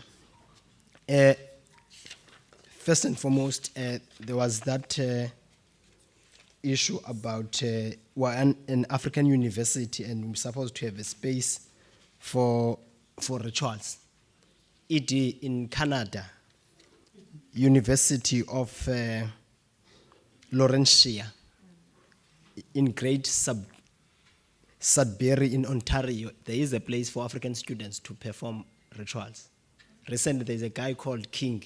He was in that university. He's from WSU. He showed that space for students to perform rituals. So I think as an African university, we should do that. Now, dealing with the questions, there's a standard operating procedure in the vis-a-vis the Constitution. There was that question. Now, here, the Constitution is a governing document. And the standard operating procedure is the way of how to do things. I don't know whether we understand each other. It just tells, here there is SRC, but how does this SRC acquire these blazers? There must be a requisition, it must be signed by the treasurer of the SRC, by the president of the SRC, it must go to the executive, to the student affairs approves, and it goes to ED approves, and then CFO pays the money. Ne? But remember, that standard operating document must not contradict the SRC Constitution, because the SRC Constitution is the document of the council, and the operating is the document of the management. I don't know if we understand each other, or I try to answer your question. Moving to the next one. Management issuing interdict. I made it very clear in my submission that even for the registrar or the vice chancellor, in order for him to go to court, there must be a council resolution. Ne? Now, every time you see him signing, you see, in court, there is a difference between an application and action. In action, we application most dictated by the law and the Constitution. Now, in an application, if we are going to talk about eviction and that is going to affect constitutional rights, then it's an application. Now, in an application, there are fundamental things that must be there. The person who deposes, first thing an attorney will look for, does he have locus standi? Then there must be a resolution of that council that must be attached in those papers, even for the court to listen to you. First check if this person who deposed to this affidavit have a locus standi or not. Because remember, this thing is going to affect the rights of the other person. Then in an event, it's granted by the court, rest assured that he had a locus standi. And by implication, it means the council delegated the power to him that go and depose to these papers. Ne? Moving to the third, to another one. African University to cater for those or with callings, or I think I agree with you on this one. Now, but another thing that I wanted to come in, Dr. Mandasha, is the role of SRC and the convocation. There is a difference between a graduate and a graduate. A graduate is someone who has completed a degree but who has not yet go to graduation. That one of a graduate, you have to attend to it. Yes. Because how do you expect the convocation to understand the integrities, the pros and cons that this lecturer did not give me my marks and so forth, things like that? Even if we disagree, my lady, I'm telling you this is a fact. I've been in SRC before you became.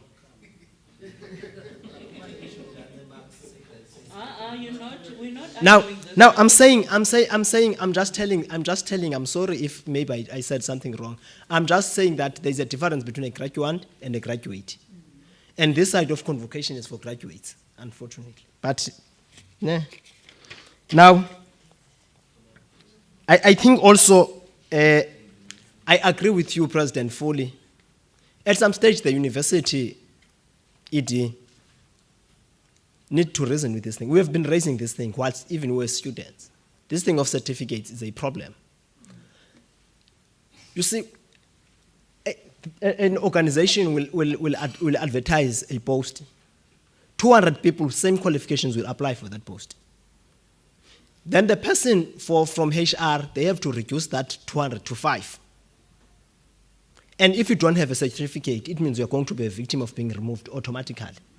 Because those are the things that they check. They check, when did you certify your documents? If they are 3 months older, they put you aside.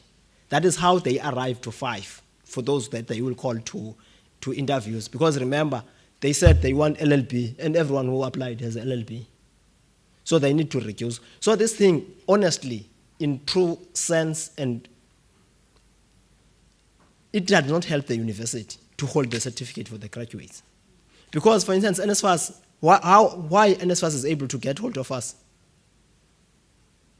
NSFAS send us SMSs day in and day out. Don't forget to pay. Why our university fails to do that? I think it's not a very sophisticated thing to be done, President. I think the university can do it. I think the university must simply release the certificates because it's not helping the university and our graduates. Lastly, there's this thing of the SRC and recalling, so forth, things like that. Ne? I think there's this thing that is called the Promotion of Administrative Justice Act. It's called PAJA. In terms of PAJA, I think what you need to do is to simply say, if we want to recall you, they're supposed to notice this person, and this person to write to these ones that why you cannot be recalled, and you are given certain time. But the point that I'm trying to raise is that as much as the political organization, in my understanding, do have powers in line with the constitution of the country and how it is done national, but there is a process that must be followed. You don't just simply jump to a person and take him out because maybe you don't like him or what, things like that. So there must be a process that must be followed, which must be formal, respectful, kungabe kusiliwa about this thing. Yes, there is this case that Mr. Mandasha was talking about. In the case of New Nation Movement, NPC and others versus the president and others, unfortunately, he said he does not like it, but individuals must contest. The one of political structures, it depends to you on your submissions tomorrow. Thank you. All right, thank you very much. Shall we please give our panelists a good round of applause? All right, so thank you very much. I absolutely enjoyed that session. I learned so much in that session, and I hope we did too. So what we're going to do now is that we are going to take a 10-minute comfort break, coffee break, while we release management to leave us and give us the room. We are going to remain numb.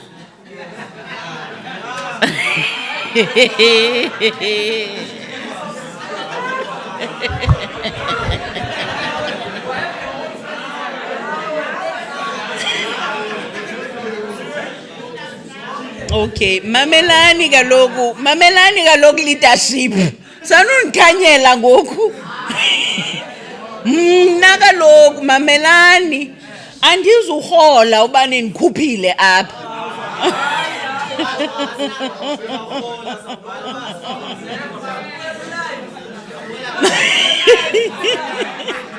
All right, mamelani ke. Okay, I hear you. I receive that. Bentemos, I'm going to hold the space. We are all going to be seen, heard, and held. So I'm holding you. I hear you. But ingaba uadvocate Tia no Dr. Mandashe ke bona bangashiyeka. Hayi khawusinike guidance. Kutheni ngathi nisikhupha sonke? Thank you so much. Can we have a round of applause for our facilitators? You can sit it down. Thank you so much.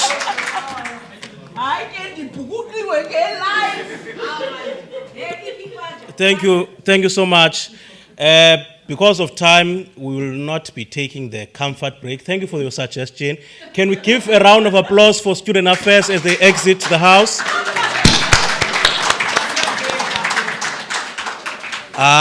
Dr. Mandashe, Advocate Tia, and our facilitator, please do remain behind.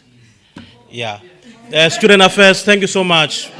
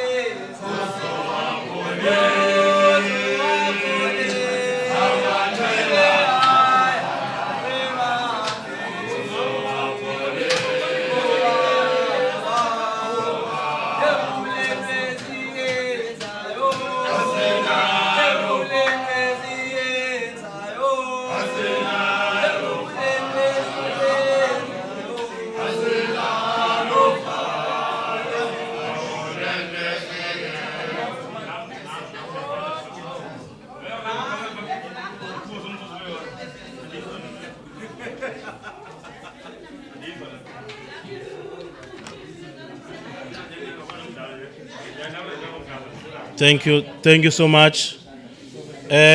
Student Affairs, could you please exercise the maximum silence as you leave? Thank you so much. Before we start, let me just outline. I'll take hands after the outline, Comrade Seda. This second part of the session is just to hear and receive campus SGC reports and amendments to the Constitution. Thereafter, we are going to get comments and advices from Mr. Tia, Dr. Mantashe, and even our facilitator, whom in herself is a framework expert. So I was going to put it to the House before hands arose that because of time, how many minutes should we give each speaker from each campus to present the report from the campus? I was going to put it to the House. Yes. Yes, I was going to put it to the House before hands arose. Yes, Comrade Seda, Comrade Kachu, thank you so much.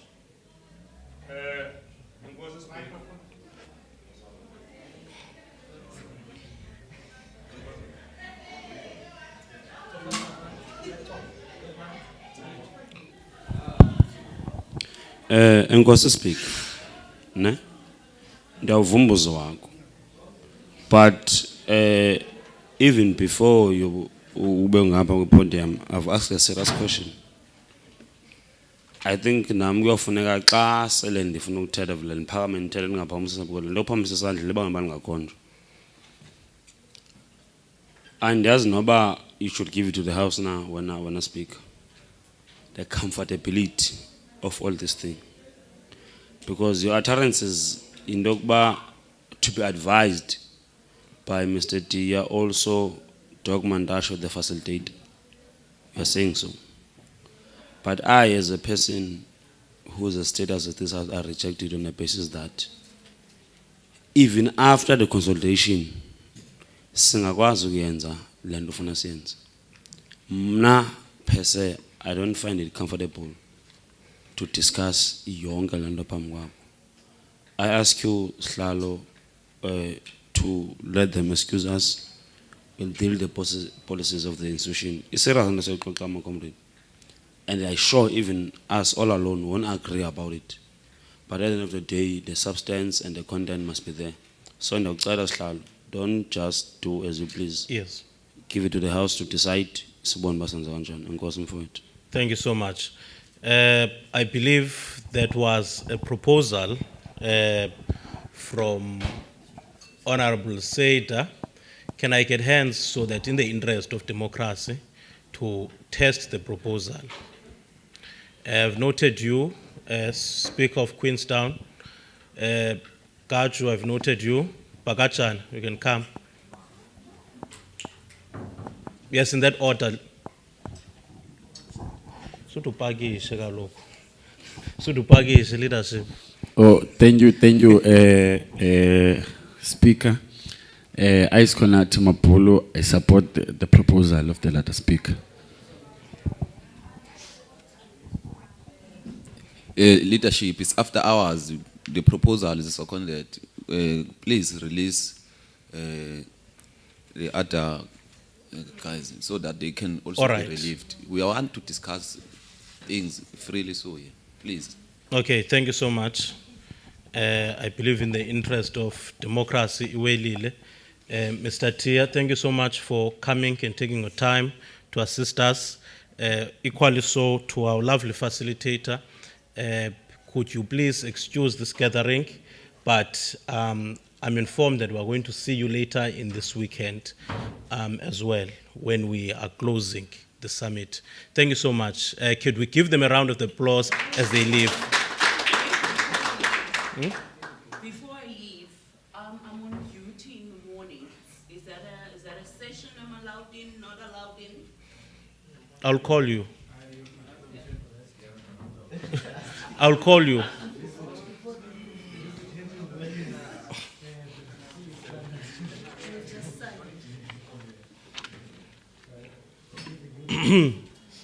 Okay.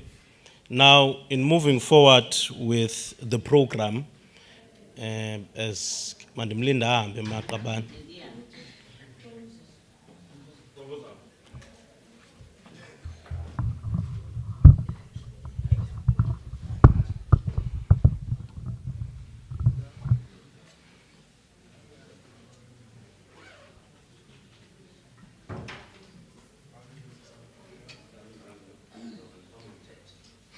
Leadership, you will be noted. I see there's a hand on the floor. However, according to the proposal that was on the floor, we need to first let them vacate, then we can freely continue. Hence, your hand has not been noted. Otherwise, we have seen your hand. She's is left. Please do come. Enkosi Speaker, ne? Mine is simple. I wanted to check first the criteria that will be used in Klago's report back to the plenary as per the campuses. Which criteria will be used? My question is informed kundokuba andizana banezimveni kwabana xa ufuna ndizopresenta ibhatala apho. So I propose that to the House. Please, it must go alphabetically so. So that singaziba nemishmish. We must start BCC, Batawet, Mtata, Komani, and we'll resolve all this thing. Thank you so much. I think not test to our leadership because it is how we had planned it out. And now I'm concerned that I've not seen the secretary of BCC so that, okay, here he is. Basically, we are going to receive these 4 reports. Then thereafter, after receiving these reports, we are going to have a time for comments and clarities. Tomorrow, then we adjourn. Then tomorrow, we will resume in plenaries, whereby we can critically discuss uthathwa pha mhlamba kuyathathwa kungathathwa pha zikhabe, understanding these are 4 different perspectives, so we need to find similarities in this perspective. Leadership, what's the color of your hand? It's a clarity. Yes, leadership, come with your clarity. Thanks very much, Speaker. In the interest of time, I also want to check if something is presented maybe by BCC, then I see as Mthatha, no, this thing is common. So I want to check ba lo muntu uzobasaqhubela ipresenta la nokanye izobe seyiba mhlawumbe bona ba seyivele captures bona ba so besenze redundance ke ngoku kuzo zonke izinto bona ba mhlawumbe ikholent common. Yeah, thank you so much. Leadership, when a view is presented, when you are presenting a view or a perspective of a certain grouping of people or that canvas, irregardless if it's been said by someone else, but nonetheless, it is a perspective of your designated group or canvas. So you will present it, bakuthiwa masikhwele ibhayisekile sinyawo zensonke, nomnye wayithetha londo, nomnye wayithetha londo, uyabo, now uzayithetha, awuzuthi awuzuyithetha simply because bithethwe ngomnye umuntu. Leadership, because of time, my leader, ne?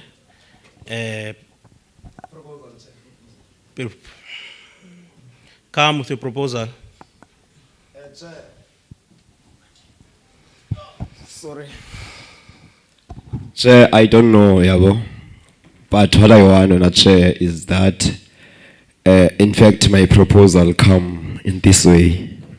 Here, Chair will be presenting 7 documents in front, but I don't think it would be wise. No one afike secretary walapha eKomani, in fact, I present from if document yokuqala otsho yokugqibela siyoyixoxa ngomso, but iproposal yami iza ngolu hlobo wena Chair.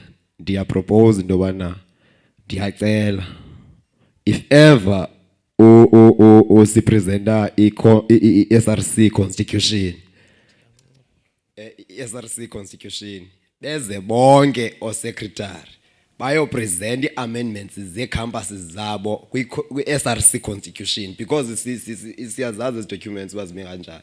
Khona documents apha wena isihlalo njengoni-proposal lena ezi-serious okugqitha ezinye. Andizukwazi uba ndihambe ndiyoxoxa into ye-harassment ngomso, yayiqaphela. Kodwa wena sihlalo bendinalo ixesha lokuyixoxa namhlanje. For example, SRC constitution ndiyarhalela nje sivele sihlale phaa kuyo ibe ngeyokuqala. Siyixoxe bayipresente secretary from other campuses. Sidibanise yonke wena sihlalo. Yes, thank you so much. Sorry, what are those hands, leadership? Yes, allow me to then lead the House. You do not raise hands whilst I've not opened time for raising hands. I could have used the designated powers to this podium to automatically dismiss that. So, however, in the interest of democracy, that was the last hand, by the way, that we were going to take before Sichone Mqolweni. Ndicela uvula ke ngoku utesta la proposal. Yes, leadership. Come, leadership. Thank you very much. I want to just raise a quick order.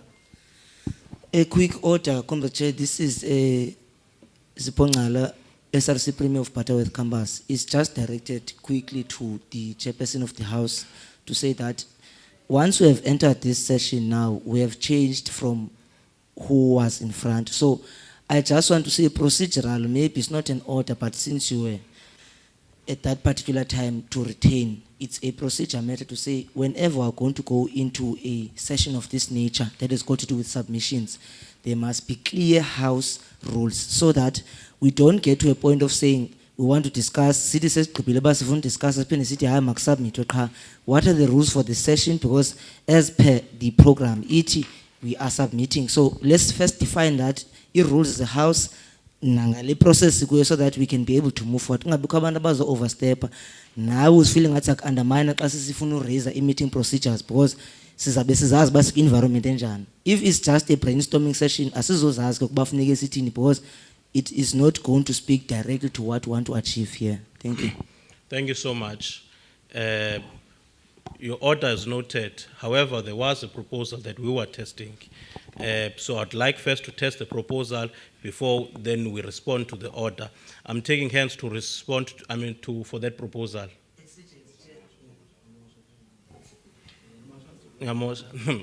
All right.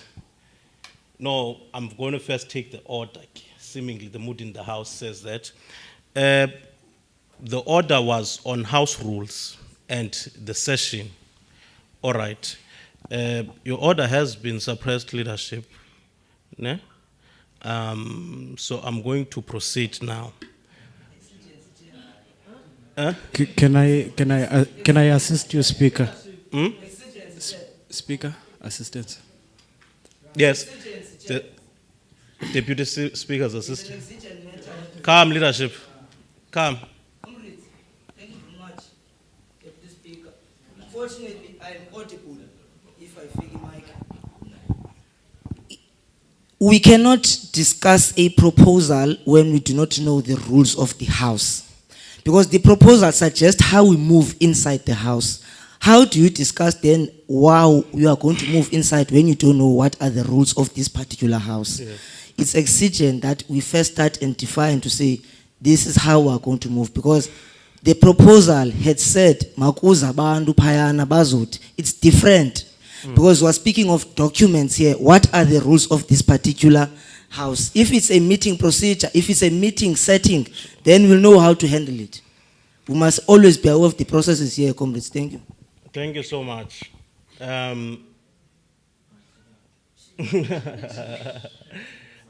Leadership, it's fine in keeping with order and peace and stability within the House.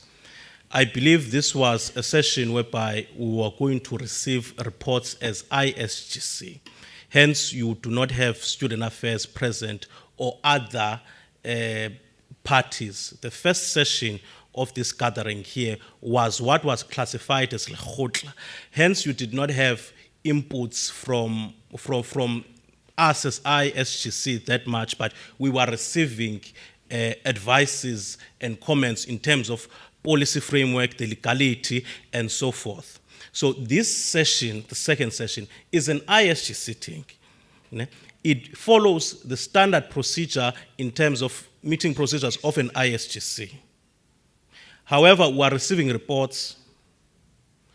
When we are receiving reports, in understanding these reports are going to be discussed pending order pending by order na, which will guide us in which fashion these reports will be discussed. Because the narrative was that these reports were going to be discussed today or tomorrow.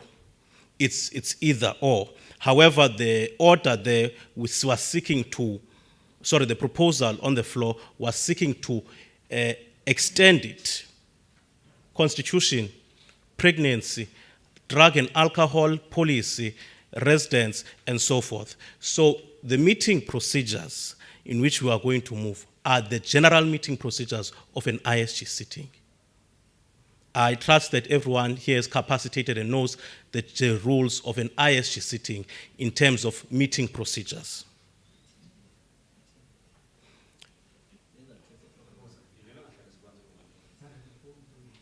All right, we are now going to move to test the proposal. Leadership, thank you so much. We are testing now the proposal which was by Comrade Billiard. Yes, I'm taking hands. Seda, Sbu, Van Duk.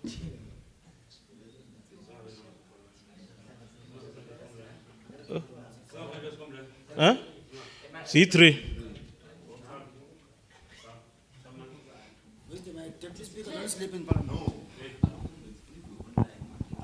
Enkosi Sihlangu. Correct me if I'm wrong, Mapilato. You are saying sicela siqale ngeconstitution. Utsho when you report.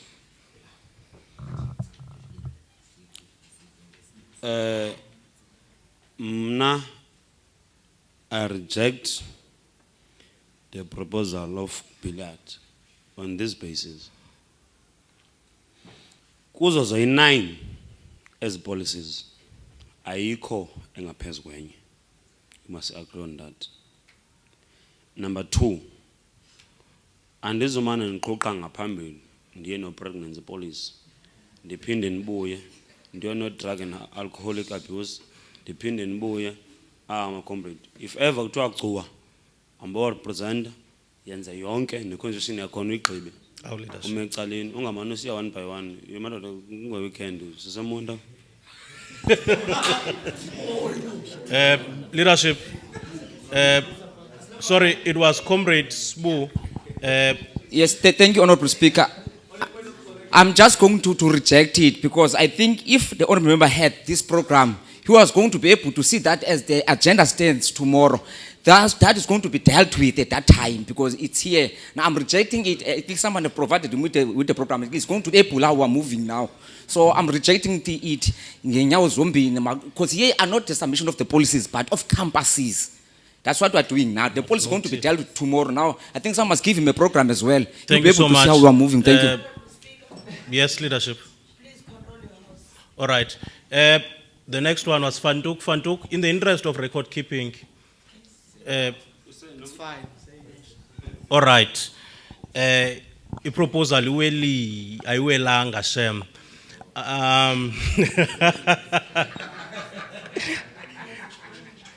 No, leaders, we are proceeding.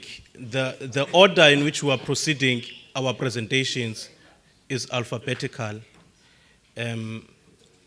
Leadership. Clarity. Come with your clarity, my lead. Thank you very much, Speaker of this Parliament, for giving me this opportunity. I heard that you have responded to the clarities that was raised before in terms of saying which rules are you going to use in this Parliament. And you have said you are going to use the rules that you all know, that are rules of the SGC. Of which, as far as I understand, we don't have a document specifically or a sole constitution of the SGC. Of which you need to be practical here, because in any parliament in the country, inside the parliament, you need to decide the rules that are going to use. For example, if someone is wearing a political regalia, how to deal with that in the House. So I think, Speaker, you must just be flexible and tell us the rules that are going to use in this House. Don't assume. Thank you very much. Thank you. My leader, I think you... Let me first clarify, then you'll assist on my clarification. Now, I think leadership Cross, Amanda, I think you were not listening properly to the exigence that was raised, prior to the exigence, the order that was raised, that was requiring procedures of how this House will go. There was even an example that was made referencing it. If we know if this is a brainstorming session, let we know that it's a brainstorming session, which there are no procedures in a normal brainstorming session. Hence, we reverted to say this is an SGC sitting. The rules that will guide us, the rules in context of meeting procedures. Here we're talking about meeting procedures. And I thank you for referencing the scope of that. The ISGC and SGC in itself does not have a document which partakes to and pertains and explains and elaborates on rules of the sitting. So it's how it's going to be. It's how it is in terms of meeting procedures. However, yeah, is an assistance leadership. Kalona ndifuna assist. Kawubanike kaloku banothiwe leadership. Kancinci nje ngokhele ndifuna assist. All right. Leadership, I think into eza no honorable member Cross is that we know ukuthi azikho rules. But despite the fact that we know azikho rules, but we need rules so that we can move.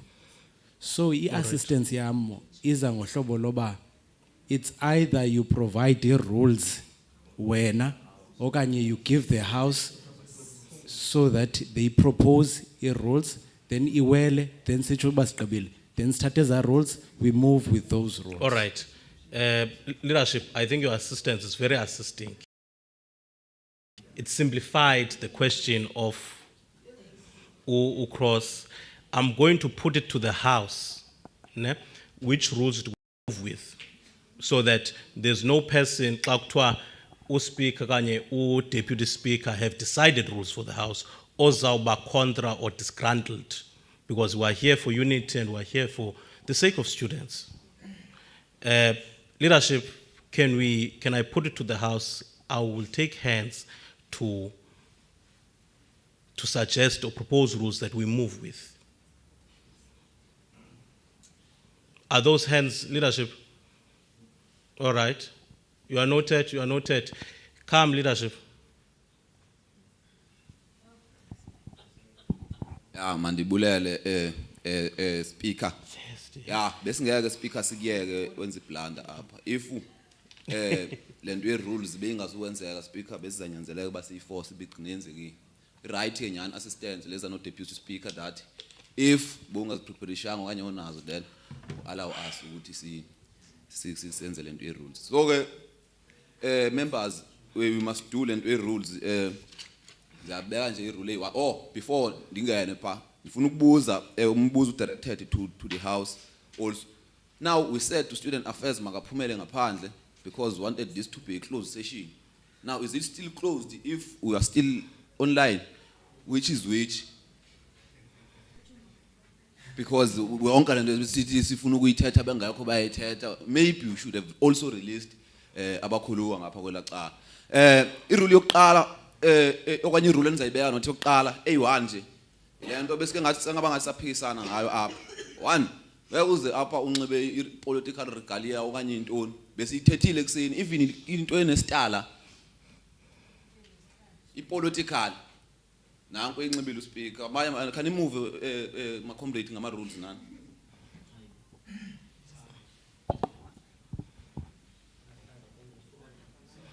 Sorry, I believe there was an information with regards to the point of live. I'm not sure if the speaker would have raised. Comrade Mangisa, I believe you were raising with an information whilst the speaker was speaking. Yes, okay, calm leadership.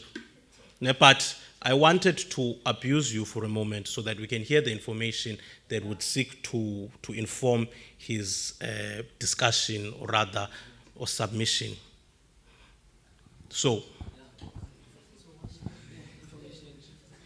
Yeah, when a comrade speaker, thank you for affording me this opportunity.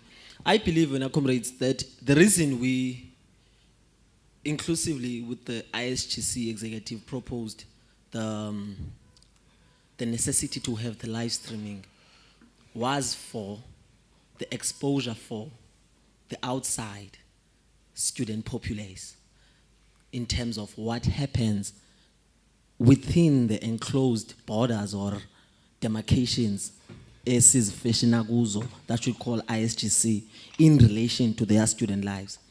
This will safeguard our conduct in the process because at the end of the day here, whatever that we discuss and pass here doesn't have something to do only with our lives, but it has something to do with ubombomdana olele ebedini ephulo ongena funding, but ebe funded is all. So let's just keep this live streaming here for conduct purposes so that naxa betha ngenqindi ubonwe pha ubundibethile. Yeah. Thank you so much.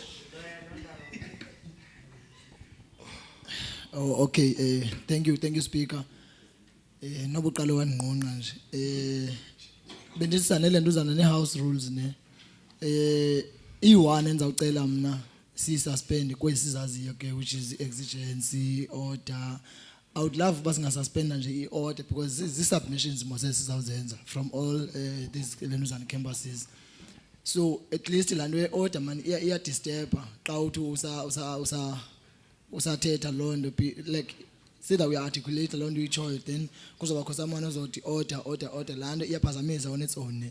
So at least i-exigence because an exigence is an exigence. So yona it's acceptable uba ingabakhona. But at least I would love if singa-suspenda nje le order. Thank you. Thank you so much. Okay, thank you, Honorable Speaker. I think the first answer is that an order can be raised once. If a Speaker rules upon that order cannot be raised again, the same order. And you can raise another point, but not the order because it has been ruled upon that order. That's the rule. Leadership, what's the color of your hand? Information, assistant.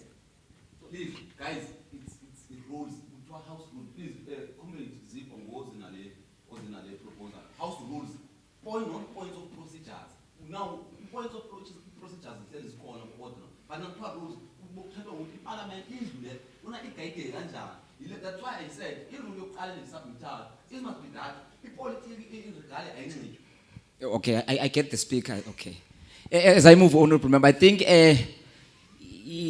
another rule will be that we are all honorable members here, so we must refer to us as honorable member in this house. And when another rule is that a submission that is being tendered out by a particular campus, you cannot come with information kweyomnye campus. Ungasenkumani uthi information kwi-submission esuka eMthatha campus or uyaza yo yakho la submission.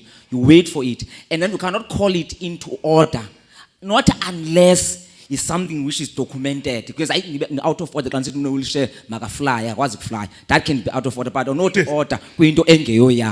I think that's a rule I'm adding. Another any rule is that kunyanzelekile xa umuntu ekwi-floor, we give that person irrespect of bathina sihleli kwi-house sithule. Xa ufuna uphendula ifoni yakho uyiphendulele phandle, ungabi ku-live ube wena ungu-live kwawena kumane sethi kuthethwa ngapha thethwa kwelaa cala ngoku. It's another rule that's going to assist us xa simove up. Secondly, if ukhona abantu abacinga uphuma singaphumeli sibabenzele ixesha, because umuntu othenderesha pha information akakwazi ukumamela ukuthi xa bona igroup iphuma ngathi uyabhuda something onye yabona. So we wait, we give that person a respect, and then if umuntu uphansi is on the floor and the hand down is raised, wena ukwi-floor you sit down, lonos on the hand aphakame if granted by the speaker. Ningami nobabini endlini. Thank you. Thank you, Chair. Nyansile, Comrade Gaju. The purpose of saying Tifuna si define land is simple. Z2 cars. Meeting procedures are not for us to change or to fiddle with them. They are there. In any meeting, there's a procedure. Now, in meeting procedures are at the exposure or they are solely at the realm of the chairperson of that particular meeting. Abekanti uya kunota as per the procedures. However, should the chairperson feel that, or should the chairperson override his authority, that is when the house then takes action. Difference be clear so that we don't find ourselves abusing the chairperson, we don't find ourselves being abused by the chairperson, so that there is law and order in the house. This is Parliament, comrades. We must be in order. When I go into it, house rules are simple. When there is a speaker on the floor, you maintain absolute silence. Noba unendo oivayo okanye unendo omvukela kuwe, you keep quiet unless it is your turn or you have been noted to speak. Okwesibini, political regalia of any sort, including the one worn by the deputy speaker as well, is not allowed. This is a free and fair environment. It is not politically attuned to anyone or any political ideology. A rule that I want to submit as well is that in terms of the discussions of campuses, as the latter speaker has said, the submissions are of campuses and not of individuals in the ISGC or in the parliament itself. Therefore, the parliament only gets the right to discuss them when it is in plenary. Now we are still in a position of submissions. Therefore, for example, the ISG sitting and these procedures, we don't know credentials, but for the sake of saying we want to move forward and discuss, we are going to then say, let us not focus on them, but actually discussing the policies that we are facing as yingxaki. So those are the only rules that I feel now we must always keep a mind of. And to the speakers as well, there is a chairperson, we respect the chairperson. To the chairperson as well, we are here as members of parliament, honorable members. We respect you and we hope that you are going to get the same respect. And one thing, the gestures, they play a very big role in meetings of this nature. They've got a potential to collapse a meeting, and they've got a potential of making it sure that the meeting goes through smoothly. Now we've got a choice here, comrades. We can collapse this thing if we want to. We can make sure that we discuss if we want to. So the choice is ours, and we're not going to be silenced by anyone or anything. Thank you. Thank you so much. I think now the House rules have been established, and even the Deputy Speaker is apologizing in his own way for inappropriately, mistakenly wearing a regalia that is assumption of political in any nature, form, or sort. Yes.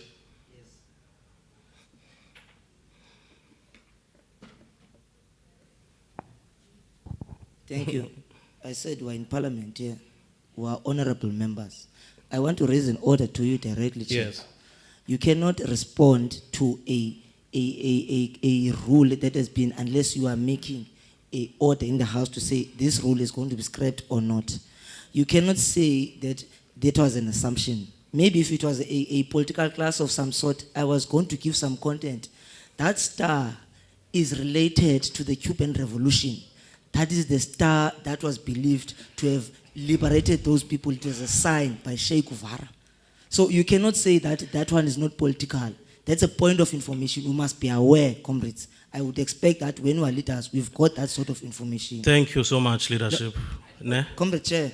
I was going to Comrade tender an Chair. apology. No, Is Comrade that- Chair, you are disrupting me. I have not done speaking. Sorry, continue. It is a rule you are breaking already. Yes.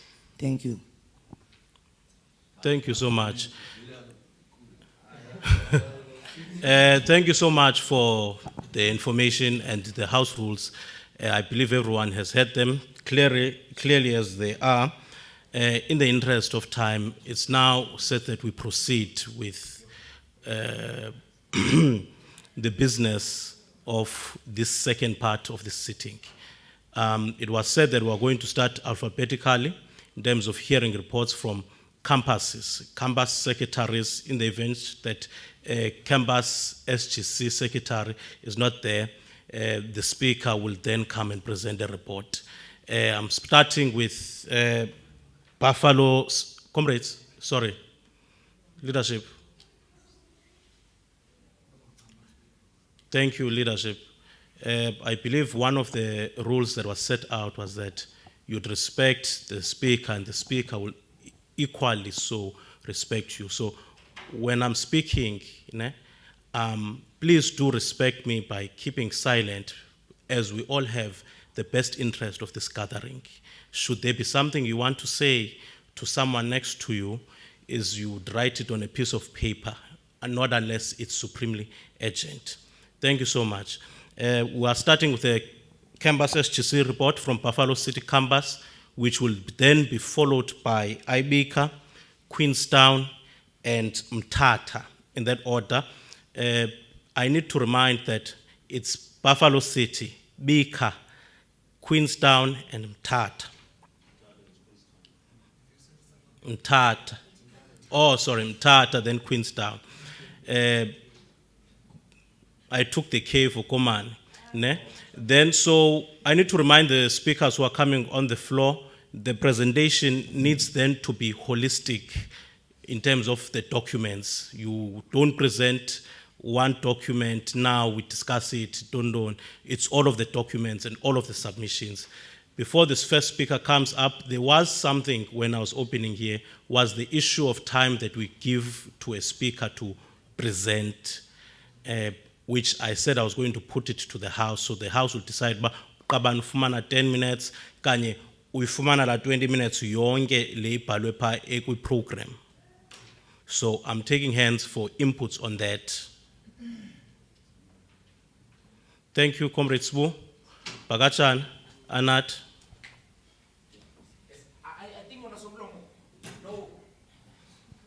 I think when Asomlomo, let's say that 15 is the maximum. And you're about to 15. Try pele 2 minutes, it's okay. But 15 is maximum, I see big guy. Thank you. Keep charge. I won't say 15 maximum, I say bekayo. Mabanikwe ixesha elilaneleyo because bekuhlele i-campus SGCs and kwanikezwa i-submissions ekufuneka zisubmithiwe apha i-house then tomorrow sizi-discuss. So xa sibanika i-10 minutes siyabalimita and abazuzifaka zonke ezaa zinto ezaa policies bane-submissions kuzo apha ehouseini namhlanje because tomorrow abazusubmit we are going to discuss. So ndicela bangalimitwa banikwe eli xesha balinikiweyo on i-program. All right. Simi, yes, leadership. Sure. All right. No, leadership, it now comes to fruition that let us rather stick to the time on the program, which is 20 minutes. Understanding uzawukwazi ke ngoku ke umuntu to articulate. It's more than the 15 minutes proposed. It's also in between understanding if venue tingu cleaner and abantu base kitchen sebakhala ngathi baseqalisa upark. So we want to move in that direction. Thank you so much. 20 minutes. Speaker from Buffalo City Campus. Yes, leadership. Yes.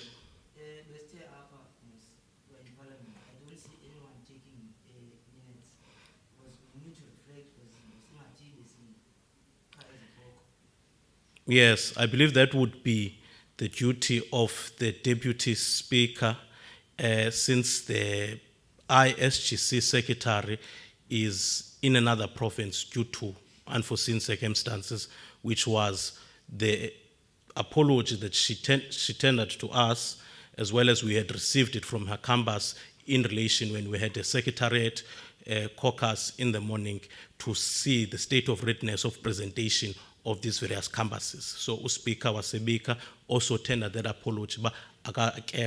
So I do believe that now Deputy Speaker, in which he has been minuting is in the submissions from the beginning of what was the first part in the first session. So in this second session, I also believe he's the one who's going to be doing the minuting as well. Thank you so much. Ndicela ke uze phambili, Secretary of SGC for Buffalo City Campus.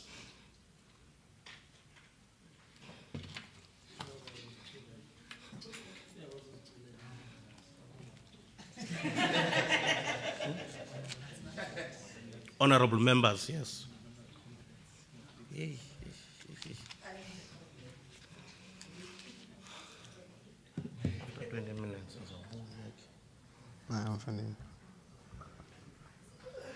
Amandla, awethu.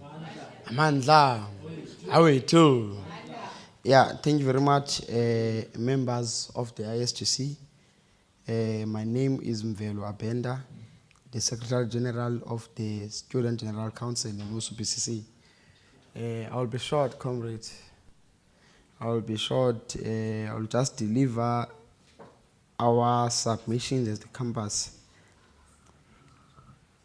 There's a background in this document that says, from the submissions of the outgone student leadership, which were influenced by many factors such as COVID-19 and the lockdown regulations that were put in place from the Disaster Management Act, ours is to refocus our attention on these submissions and modify where we deem or see as where we deem or see necessary for what we call the amendments. Then I will start with the Src Constitution, comrades.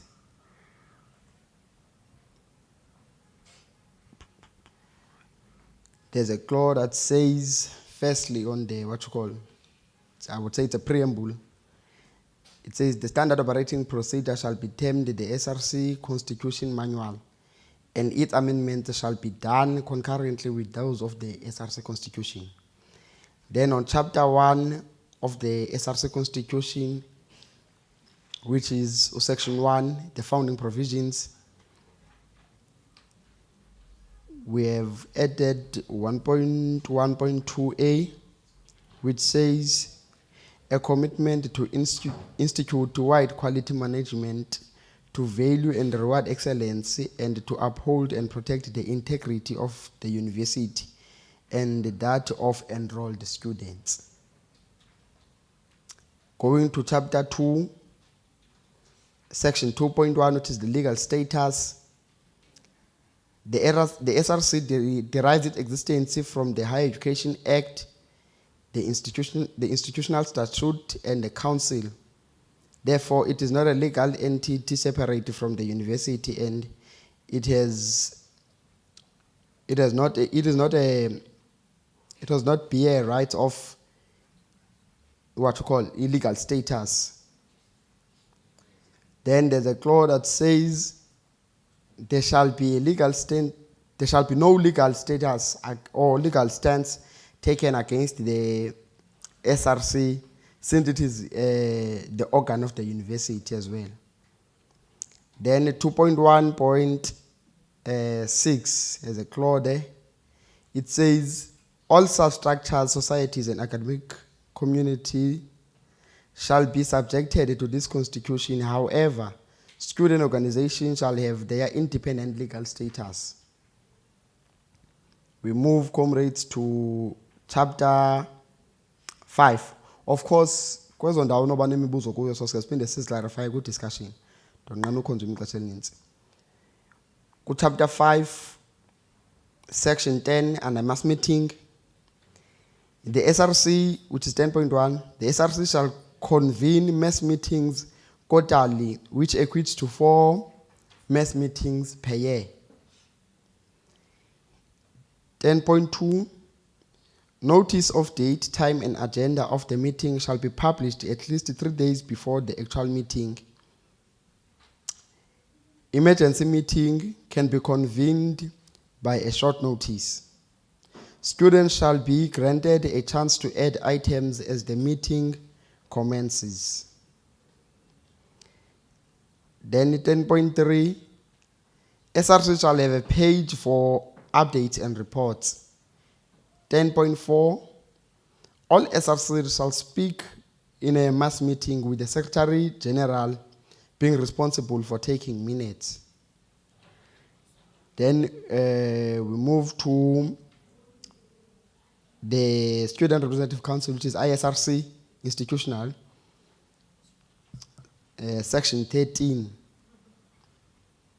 It says, subject to the Act, statute, and rules, the ISRC will consist of 12 members made up as follows: the President, Secretary General, Academic Officer, Student Services, Policy and Transformation, and 7 additional members. Then 13.1 says the 5 officials of the ISRC shall be voted by student populace of WUSU on the first past the post system during SRC elections, of course with political structures contesting with their emblems. 13.1.2, student organization standing for ISRC elections must meet 75% of requirements that is established by existing in at least 3 different campuses of WUSU. 13.1.3, it says campus premier, campus secretary, and 1 campus academic officer. This portfolio shall revolve on the 4 campuses, and no campus shall hold it consecutively. Or there are, of course, additional members of the ISRC. Other additional members, but was 7. They are campus premier, campus secretary, and 1 campus academic office, which is going to circulate from all these different what you call campuses. Then we move to section 16, the campus SRCs. The 5 officials of the campus SRC shall be voted by student populace of each campus on the first past the post system during SRC elections, of course with political structures contesting with their emblems. Then it's the same scenario, comrades, there. Let me quickly move to Annexure 1 of the SRC Constitution. Section 1, wire, it's the procedure for SRC elections. A says, SRC elections shall be conducted 3 weeks after the registration period. B says there should be flexibility in this procedure due to the past experience of the Disaster Management Act that was once put in place because of COVID-19. Conduct elections a priority as they cultivate student activism. In an event of a pandemic, online elections shall be an option. All procedures for those online elections shall be properly monitored with the way done when they are conduct SRC elections. The system for online should be tested by preliminary elections. CECs shall have an active role in terms of coming up with the secured system. Data shall be inclusive of cell phones, student numbers, and the OTP pins shall be used to register to vote prior casting the actual vote. The data that will be used must be taken from the student directly together with the institutional HEMIS office. The system shall not be rigid. It must allow students to launch grievances by displaying ID, proof of registration, and OTP. On counting, the system shall display the increase in numbers when a particular student is voting. Preliminary results shall be available immediately the election period lapses. We move to section 3 of the annexure, which is the electoral agent. SRC elections shall be supervised and conducted by an impartial electoral agent, which is the EA, which shall be IEC. In an event of IEC being unavailable, it shall be any EA with a good track record. B, the EA shall be appointed by the executive director through consultations with DD of Student Affairs of all campuses and CECs. SRC benefits. The SRC shall be given a stipend and it shall always have its own readily organized transport. We move to SRC academic support. The support for funded SRC members shall be reserved and used when that particular student is not funded. Recallment and reshuffling on SRC. Student organizations shall have an autonomous power to recall and reshuffle their deployed member on all SRC seats, yes. We move to SRC substructures. These substructures shall liaise with the SRC and be visible throughout the year. Academic societies shall have an active role in terms of verifying the marks of students before and after examinations. We move to chapter 7, which speaks of amendments of the SRC Constitution. The SRC Constitution shall be amended annually. Then let me move to the policy on room allocation. Section 1 is the procedure. The university, with its own on-campus accommodation, shall allocate at least 10% of its rooms to unfunded students, and it shall be 5% for off-campus accommodation. Then that was the preamble, then it's 1. Residence allocation process. The self-allocation process must be added on this document. 1.6. Students are to vacate their rooms at the end of each semester on and off-campus SUSU residence accredited accommodations on wheel. We move to chapter 6 there. Policy content and guiding principles. Students will be expected to leave the rooms after 72 hours of their last examination paper. Students registered in academic programs that spill over the next year must be accommodated in their residencies on conditions the additional months are deducted on the student statement. Students must return the keys to the residence officer when they vacate their rooms at the end of the academic year. Failure to do so will result on a fine of 100 rand debited on their student account or student accounts. Students who transgress residence rules and regulations will not be considered for allocation on that residence again after a single return warning, depending on the nature of transgression, after a great deal of assessment by the SRC and the residence office, inclusive of the JRC.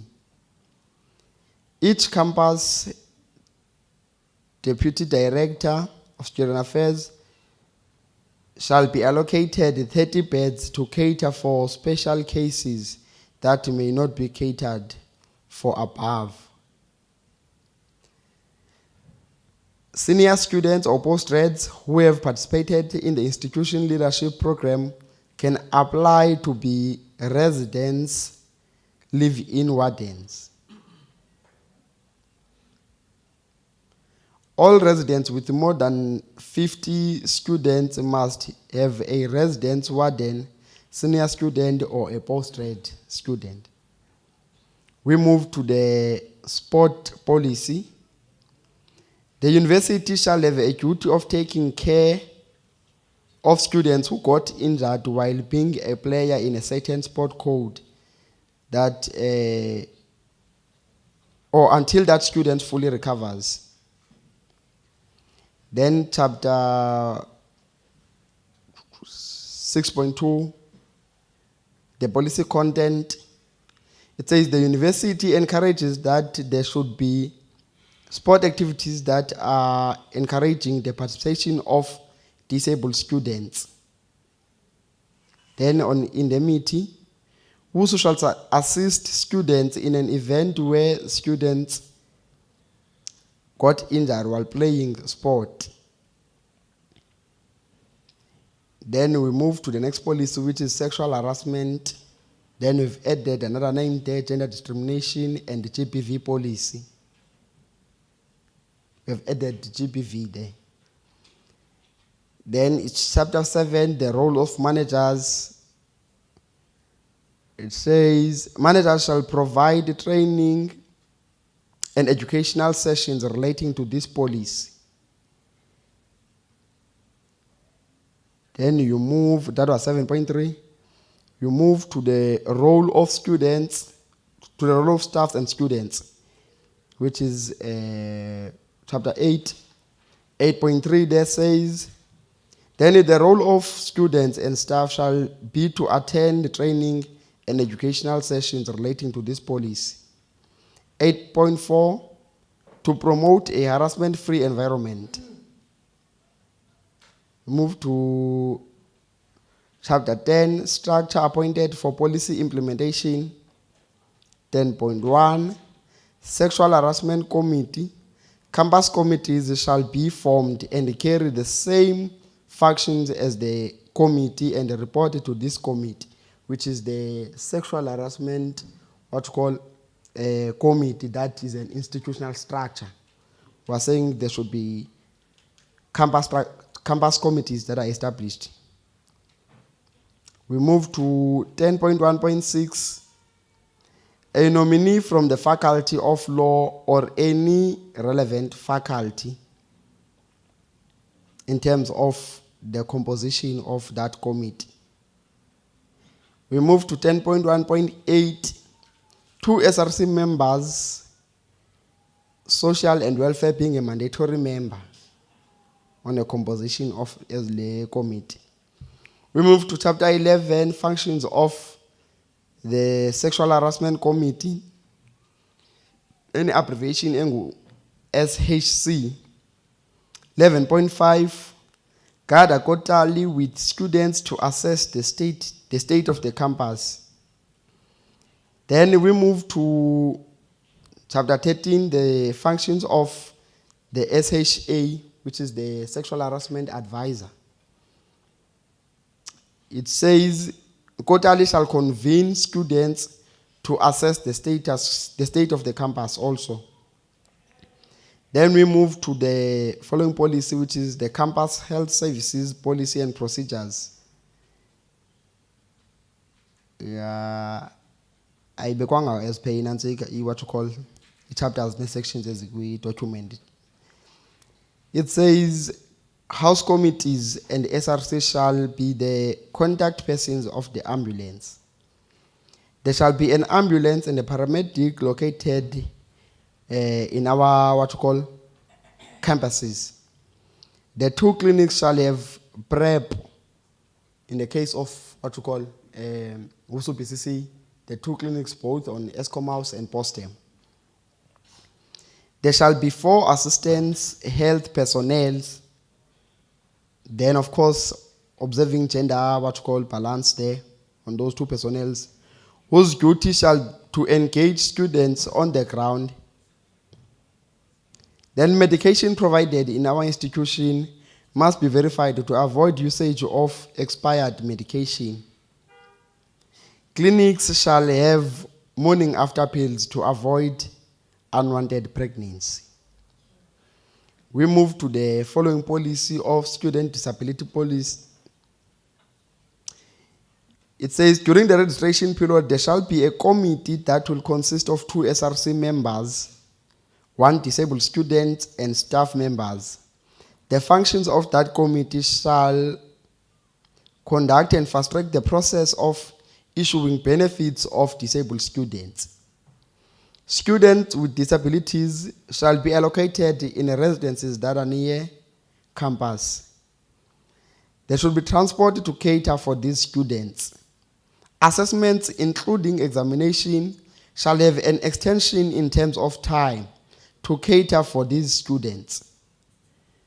We move to the student counseling and special needs and development policy. Our submission says that there shall be support groups, joint counselings between lecturers and students. Time allocation shall be 45 minutes to 1 hour with the counselor depending on the matter consulted for. Communication channel, each client shall have a follow-up appointed, or each client shall have a follow-up appointment not less than 2 weeks. Each site shall have these communication channels. Infection control policy. The university reserved the right, which is 4.5.4. The university reserved the right to prohibit such a person temporarily from entering or being on its campus. Then 4.7.1, which we have added there, it says, every residence shall have disposal bins. 4.7.2, which we've added, it says, residents matron shall be well psychologically trained to deal with different medical conditions. We move to 4.7.3. Fumigation shall be done upon the request made by house committees. We move to the alcohol and drug policy. There's a preamble there that says, there shall be educational sessions or debates between staff and students about this policy prior its adoptions. I think it's section 8 from the draft, where it says events requiring bus transportation. It says monitors designated by SRC or student affairs. Students showing signs of intoxication or not must use the bus as long as they are paying for the bus services. Before the cancellation of trips, the SRC must be made aware about that matter. Guidelines on testing for alcohol, drug, and substance used at work. Alcohol testing shall be voluntarily to students. It must be mandatory to students who are playing sports. Suspicious students can be tested for illegal substances. If tested positive for the illegal substance, a 2-warning system shall be used before instructing a student to leave the university premises. Where a student is found in possession of an illegal substance and refuses to consent to any form of recognized, acknowledged testing, it could lead to the conclusion that he or she is under the influence of an intoxicated illegal substance, unless a mental health assessment proves otherwise. Then disciplinary actions and suspension shall follow. Testing for abuse of illegal substances may be done immediately following an incident, e.g., found smoking crystal meth or in possession of it.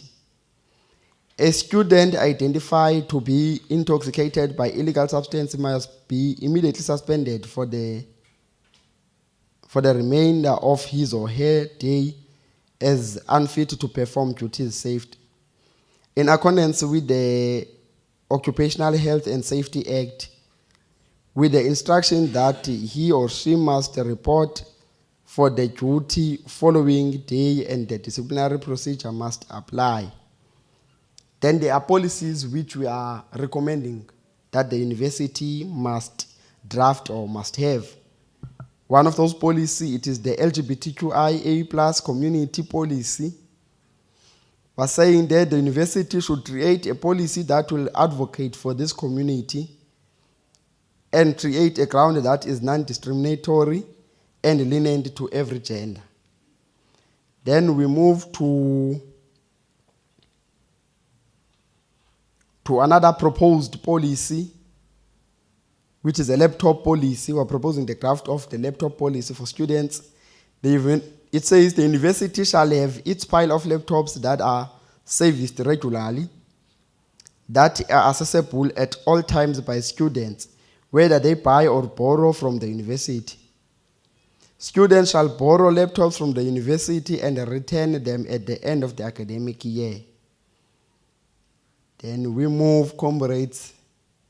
Of course, we did make submissions, as we have heard from the background that I've read when I was opening, that these submissions are coming from the previous or outgone student leadership. We have had submissions on the supply chain policy, supply chain management policy. Then there on the procurement via competitive bid process, which is section 19, the committee composition. We said the 19.3, the bid specification committee shall comprise of the following members: the direct management reporting, permanent member and chairperson, a senior accountant procurement, permanent member and deputy chairperson, a director, deputy director, or a senior executive in charge of discipline area to which the bid specification refers, a campus rector or appointee of the campus rector when the tender concerns operations relating to a specific campus, a technical expert or expert as determined by the committee. Such experts may be appointed from this purpose from outside the university. Such person will be used in an advisory capacity only. One member of the SRC and one member of labor. They must be members of the committee. Then we move to the bid evaluation committee. 19.5, a BEC is a team that comprises individuals who are specialists and stakeholders from different functions, organizational units brought together to achieve purchasing related tasks for goods or services in which the team must consider purchasing or sourcing goals or decisions. 19.6, the composition of the BEC will vary depending on the threshold of the specific project. BECs should always include a representative from the procurement department concerned, as well as labor and the SRC. 19.9, the bid evaluation committee shall comprise of the following members: the chief financial office being the chairperson, ICT and operations being deputy chairperson, deputy director, facilities from one of the campuses not ordering the service, the head of quality assurance or nominated representative, a legal service representative as an advisory, one labor representative and one SRC member. Bid adjudication committee. 19.13, the bid adjudication committee shall comprise the following members: a deputy vice chancellor, permanent member and chairperson, an IMC member, permanent member and deputy chairperson, another member from IMC, the deputy director, legal services or an approved representative, director of finance, the chairperson of the relevant bid specification committee with non-voting status, and one labor representative and one SRC member. I thank you very much, comrades.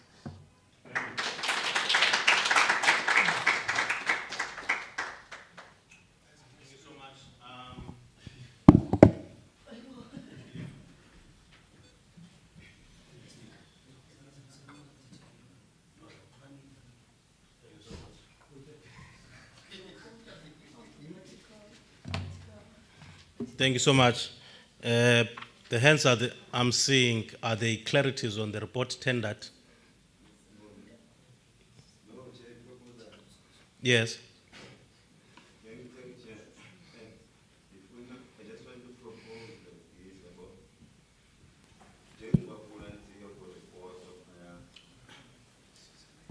Njengoba ku report phaya, I just want to come with a proposal oba at least wena okanye u-deputy speaker and create a group so that nathi sizoba nazo ezinantsika as submissions yabo zezicampus zoyi-4. Thank you. Thank you so much.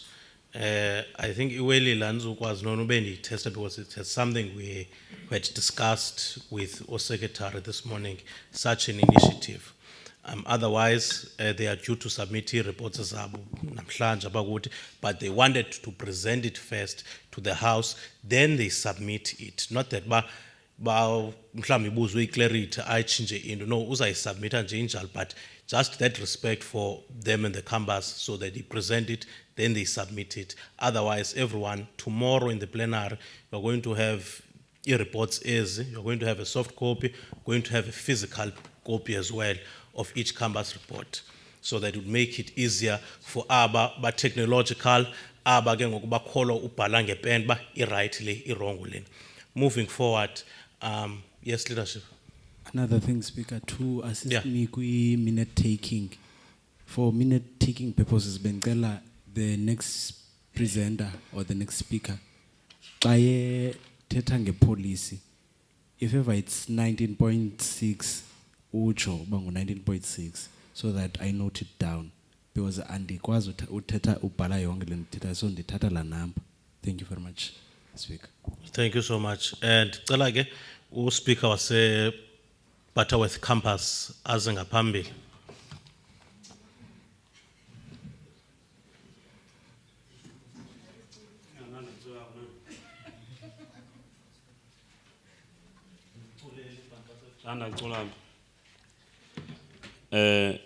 Enkosi Speaker, also the House, for giving me this opportunity.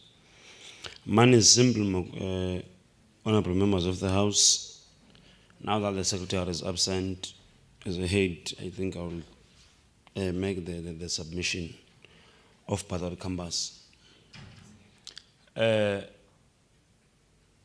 will start with the canvas healthy service policy and procedures. So, for 30 minutes. Oh, Nkosi, member of council, sell out. Ndingusandile Mbewu, ndingu-speaker waseGcuwa. Mayiphele lapho ngamakarela. As I've said, nobhala, ndari ndizawuqala ngo-campus healthy and policy procedure. I think for us to understand it easy,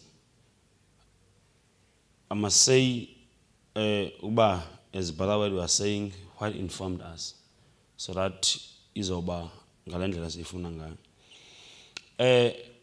Is submission yethu is on sections and clauses kule policy ndikuvulela yona. Bullet number 1 is provision of pregnancy prevention.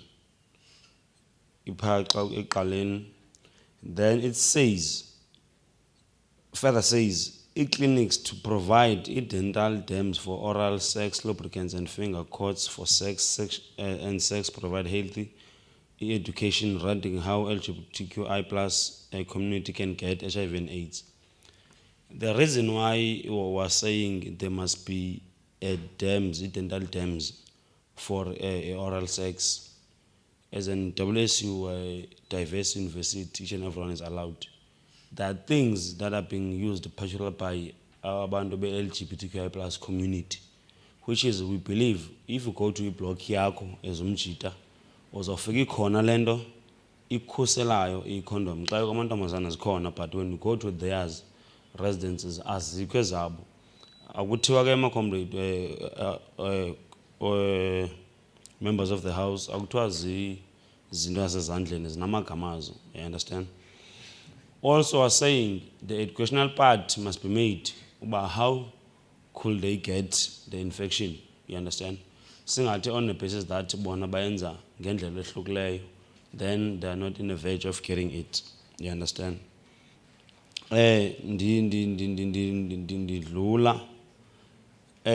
Was saying also on this policy again, each and every block kushiyana ngokwe-gender has its own condoms and also a condom for males and females. Now we're saying sanitary towels also should be provided freely in the clinic, just like condoms.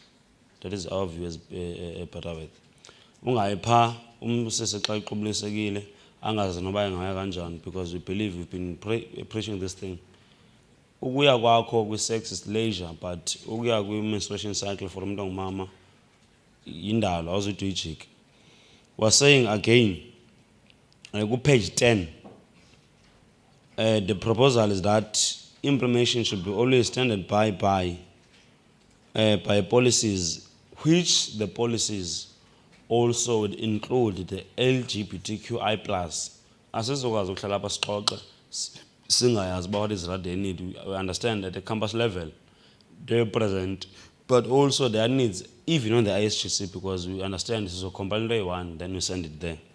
That is our stand. I must move to the policy of pregnancy. Section 7.8. I think I should be protected. We're simply saying, when suspecting a pregnancy, a person should provide a fully gestation period. Sitting after 25 weeks, pregnant, you are expected to vacate, go to, or else whatever that transpires in your pregnancy period, abangen down. We're saying we're here for the main cause, which is academic purposes. If ever it happens that I have to deliver, I must deliver it. Who's an ambulance in Tate, we on Res. is that we are paying for the ambulance. That's a reality. This one of alcohol and drug abuse.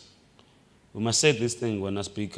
What the youth who consume alcohol, but also as ourselves, we must guide one another as to how do we consume it. You understand? Singers bhaqisa kwi-veg yokuba side siluze ubomi bethu. Number 6, alcohol and marijuana was saying, but this one of marijuana is debatable in Islam because abanye they do believe we have ayo drug, you understand? But was saying, in order for us to be safe enough, there must be because in the campus in it's not on a basis that the question of management is that niyagwazana, niyabethana xa nisele. Then what difference does it make if ever uzanabo ubuthwele ngesisu naxa uzanabo uphetha ngamabhotile uzana, because whatever that buzawuyenza for the safety of the student. Was saying this. As a public campus, we are asking for the pub inside the premises on this basis. Last year, sinomntana oye wadlwengulwa wasweleka esuka etywaleni. Ne? And we believe uba laa mntana was within the campus premises, ebengazudafile kwela zinga lukulo. Number 2, amaphara ayazenzela xa sibuya kwezi ndawo sibuya kuzo, ayasikhuthuza. And if ever it's within the campus and whatever money will be generated there will be owned by the university. Because irreal is that also number 3.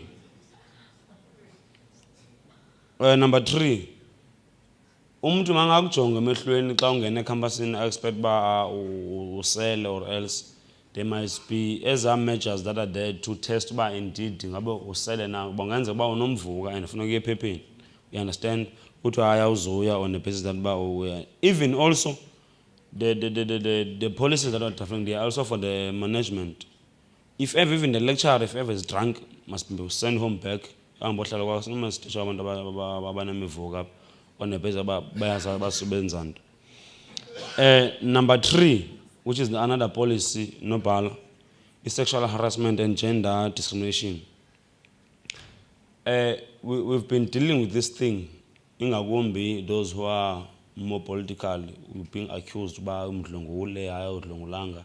But the sad part, without all these things, that the rape yaziwa ngulomntu yenze kuyo uba nguye yaziba umdlongolanga wena menzi awukwazi ukuthi uba ndimdlongolanga. So in this case, we're saying there must be committee of sexuality and discrimination policy that each and every committee of it must have Src, which is believe social and welfare, to look into that thing in the perspective of it, because the sabotage and the story created around that thing is becoming boring. We understand, indeed, they need to be educated about the danger and the issue of GBV, but also, and the issue of femicide, but also, it must be considered, but some of all these things don't come as equally. So we ask each and every committee must have Src, which is automatically welfare, part and parcel. Sidlule kuyo siye student council special say one student counseling special needs and development personal procedure. Section 7, students should not make appointments for counseling.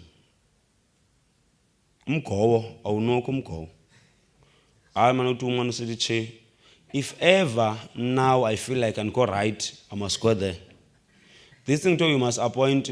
Uba ndifike ndinamngu-3 bendigowa i-appointment yami ngo-5 sendigrand mos ngo-5, so there's no need of me going there. So there's no appointment for umgowo. Umgowo xa ufikile but ufikile, you understand? Hence abantu beziqhoma noziqhoma because akho lapha azoyokhona xa ithetha ukuthi abangani bethu siyabahleba. Number 2, Oh, point, which is section 7 again, go student don't, but the bullet number I wanted to emphasize. Healthy practicals must be done on campus and clinics. This has been informed by sinabantu abango nurse abangabogqirha, but irreal is that into ezininzi bazenza ukuthi we as a student of WSU we don't benefit anything.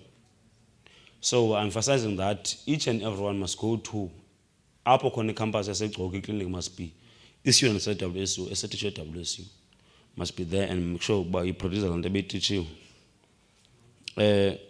Ndidlule ndiye sport section 6.1.3 fees levies sport must be charged to only those who are interested in sport. When you register, there must be a certain portion or a space apha sikubuza khona uba uyafuna na udlala sport. Sidiwe le nto kuba urema azange wayikhaba ibhola jiki secharge sport fees njani xa usiya nowa sport nale mali kuthiwa ayikho. You understand?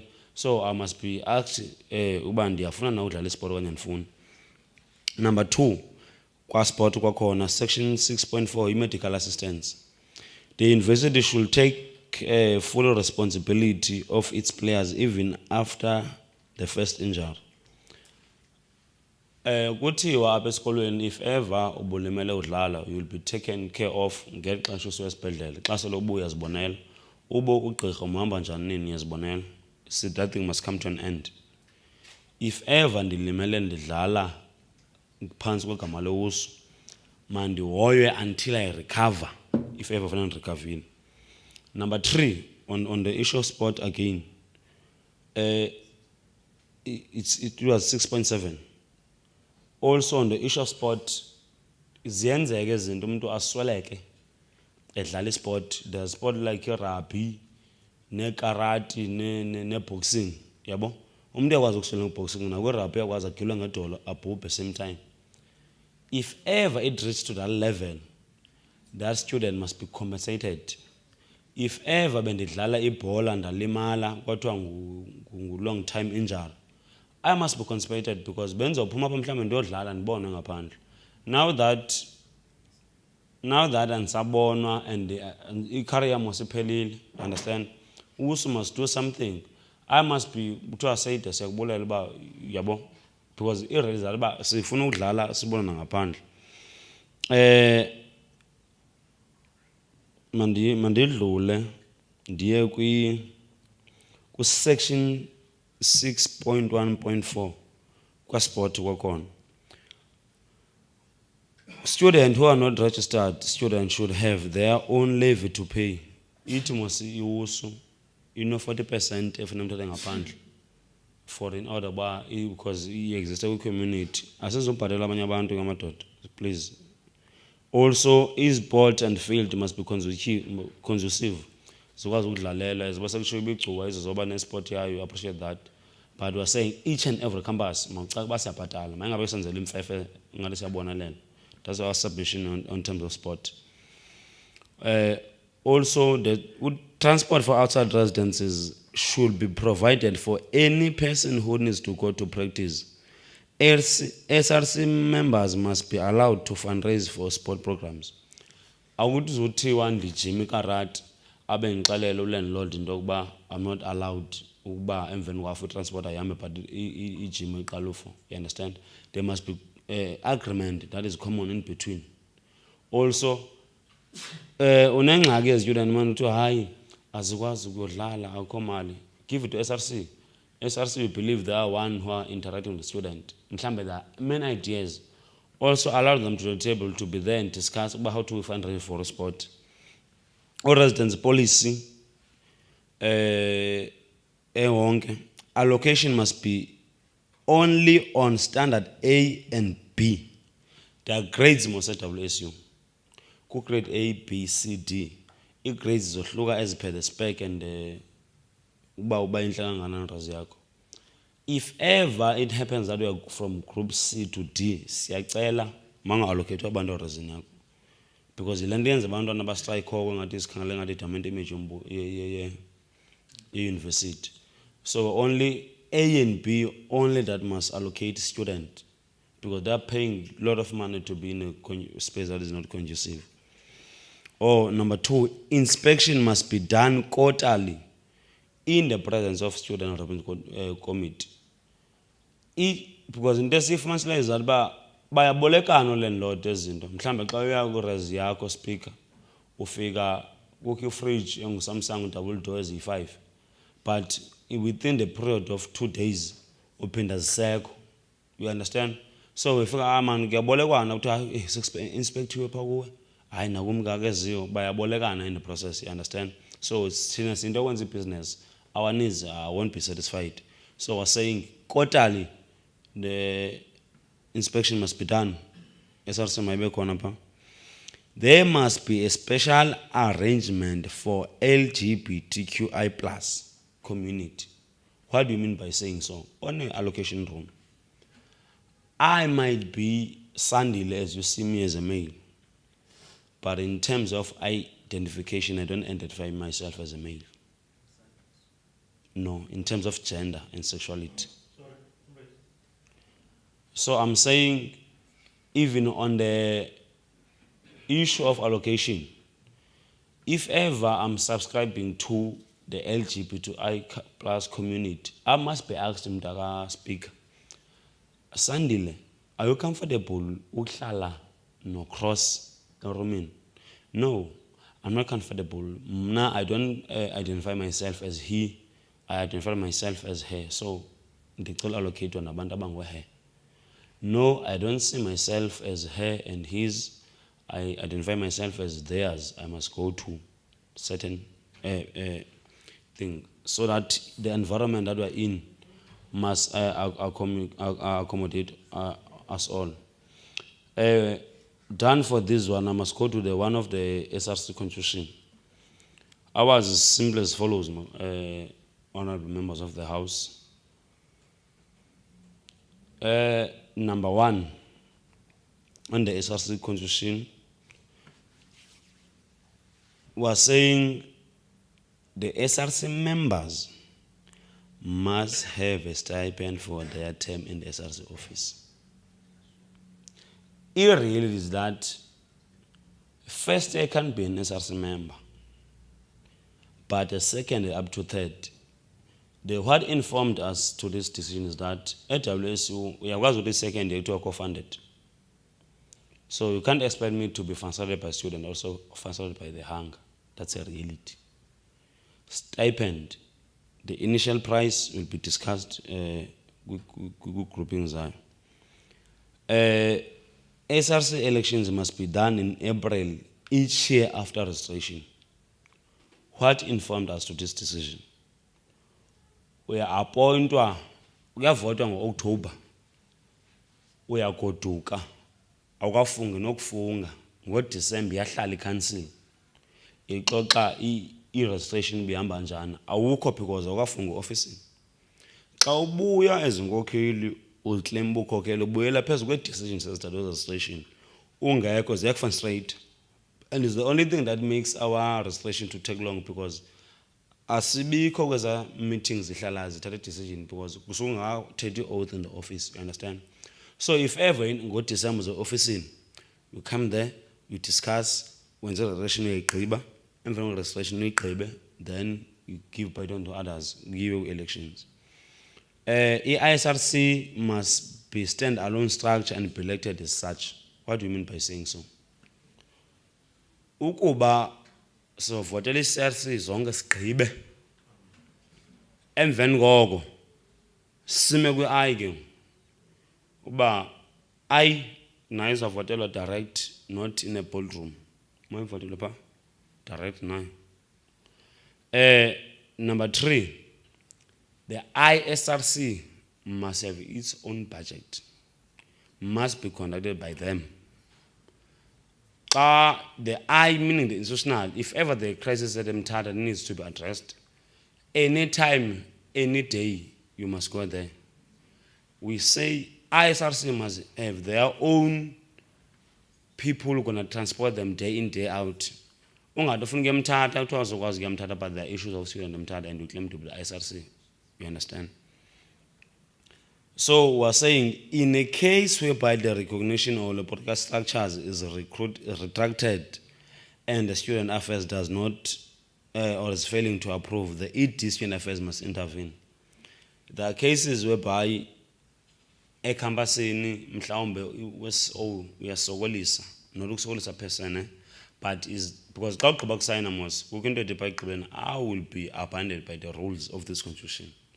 Mhlawumbe in a long run, student affairs might make relations with the podcast structure till, but decide uba no, masingayenzi into SRC. It's whereby the AD must take a stand. This is only our submission. Thanks for listening attentively. And go to speak. Thank you so much. I believe the next one was Tata Campus. Can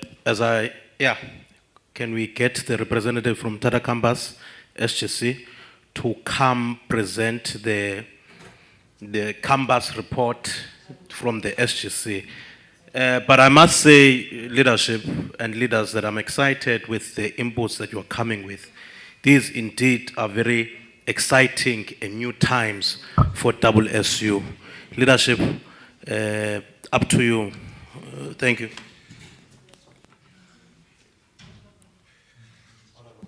Kuthiwa mandithi honorable member, leadership.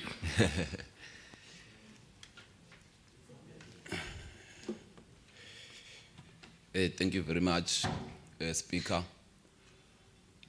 All protocol observed. We're going to start with the policy on room allocation. We're going to start with the policy on room allocation. The title shall be room allocation for WUSU students. That is the first submission we made on this policy.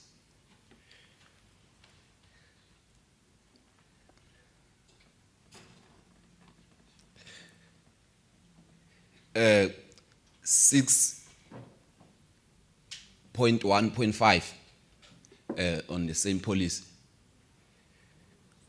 Disabled students must be catered for and be prioritized based on their disability and availability of funds. 6.1.7. Students must be allowed to self-allocate themselves using WUSU enabler system. The system must allow a student to reserve a room of his or her choice from an unaccredited of choice. The self-allocation must be applicable to both on-campus and privately owned residences. 6.1.9, returning students. Students must obtain an average of 60% for all modules registered to qualify for a single room, and 50 to 59% for double room. In an event such percentages do not fill residencies, residents must be considered based on their funding. Students repeating any level of study must be allocated according to the availability of funds. That was the first point on 6.1.9. Yeah. The second point, both main examination and supplementary results must be considered for residents' allocation process, as the above mentioned results constitutes one's academic year. The third point now, students must be permitted to reside in residences until the completion of their program of study based on their funding eligibility. That was the third point, Secretary in the House. 6.1.11. Students who only register for 2 or less modules must be considered for allocation both on and off-campus residences if they are funded, but still in progress of completing their program of study. 6.1.12. Students are to vacate their rooms at the end of each semester in or off campus whose accredited accommodation. International supplementary exam listed students and postgraduate students must be allowed to stay on, subject to request on that being approved by the Deputy Director of Students Affairs. Such student may be allocated to designated residences during university downtime periods to allow for routine maintenance. Students must be given 72 hours after their last exam paper, within which to vacate the rooms, transportation or traveling logistics to their respective homes. That was 6.1.12. 6.1.13. Students registered in academic programs that overlap to the next year must be allocated to designated residences for the completion of the academic year. 6.114. Students must return keys to residence officers when they vacate the rooms at the end of each semester. Failure to do so will result to a fine, 500, debited to their student fees, debited. Going to the next policy, a policy on WUSU health services. Yeah, that is the next policy. One, I think it's chapter 1. A levy consultation, chapter 1 with consultation. A levy is paid by the student at a registration which entitles the incumbent to access ambulance services. In the event a student does not use these services, this levy must be credited back to student's account. Section 7, activities. Emergency health services. The ambulance numbers should be available to all GRC's officials. That is the first point on section 7. The second point, reproductive health and condom promotion with inclusion of all gender or sexual identities. Yeah, that is, those are activities on section 7. The third point, HIV and pre-post test counseling and management. That is, treatment care and support PrEP availability is a must. Yeah, that was it. Section 8, implementation. WUSU management must oversee the establishment, functioning, funding, and quality improvement of campus health services. Section 9, monitoring and evaluation. Make return report public on Outlook. That is section 9.1 subsection A. Section 9.2 subsection A also. Create accessible evaluations to students. That is online surveys, suggestion box, etc. Then on this policy of WUSU health services, we also have an addendum. There is there in that policy. We are also interested. We were also the campus SGC was also interested on this addendum also to review it because they saw some of the things there. Operational procedure on the addendum now in the same policy. The clinic must have working hours similar to the SCU, Monday to Thursdays, 8 a.m. to 16:30 p.m. Friday, 8 a.m. to 1500 hours on Friday. HIV and AIDS procedure. HIV testing services. Oh, yeah, HIV testing services make available those PrEP, retroviral drug therapy, that is ART, the clinic must provide this INH and any necessary drug therapy at the beginning of ART.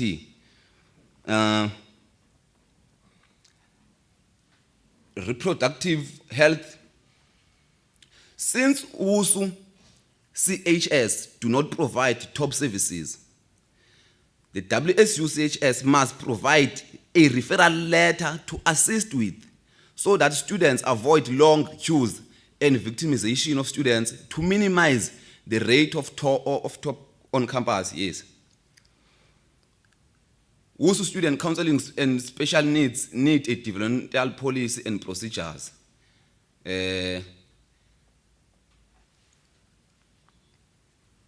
Activities. This is the last part on this policy, particularly on the addendum. Emergency counseling services, that is implementation of a WhatsApp line, which is available 24 hours. First point there on activities. Then second point, proper training for peer helpers, whereby when counselor is busy, the peer helper to be properly equipped to handle the situation. Third point, developmental programs, that is make short courses where certificates will be rewarded. Point 4, debriefing for peer helpers must be provided. That was the whole WSU health services policies. Now going to the SRC constitution. Members, we are just hoping that these submissions they'll be really considered. I was very impressed, but again, noma ndingazi noma mhlawumbe besitsho nje xa isithi Dr. Mantashe, they will really apply their minds on these submissions. They must. Chapter 2 of the SRC Constitution, legal status, 2.1.2. So, 2.1.2, the SRC derives its powers from the council, is not a legal entity separate from the university, and is not bearer of its own rights. That is chapter 2.1.2, and the submission that we made is that the SRC is elected by student masses, even though it derives its powers from the council. It has jurisprudence obligation to represent students legally when need arises within the court of laws. 2.1.3, the constitution of the SRC will have no legal force and effect unless such constitution or amendments thereto is approved by council. Our submission: when the SRC constitution conflicts and is in contradictory to the constitution of the republic, the court of law must review it. Therefore, the law should be the supreme, not the council. Chapter 5, SRC membership. Only students of good academic standing who have passed at least 60% of their registered subjects in the previous year or semester are eligible. Our submission was that students who acquires 50% should be allowed to contest SRC, as the passing rate of the institution or the university is 50% of their registered modules. Chapter 7, termination of membership. 7.1.2.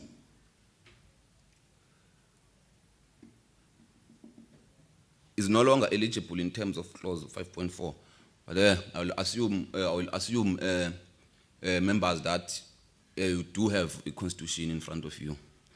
The student submission was that SRC must not lose membership because there is no dominant gender. The question of gender is brought today as we are now dealing with as we are now dealing with Kiri who are gender non-conforming. That is to say, such persons do not consider themselves either male or female. Organizations must be allowed to deploy based on the capacity and capabilities of its deployees. So basically, that's where I wanted to arrive. Chapter 10, yes, chapter 10, mass meeting.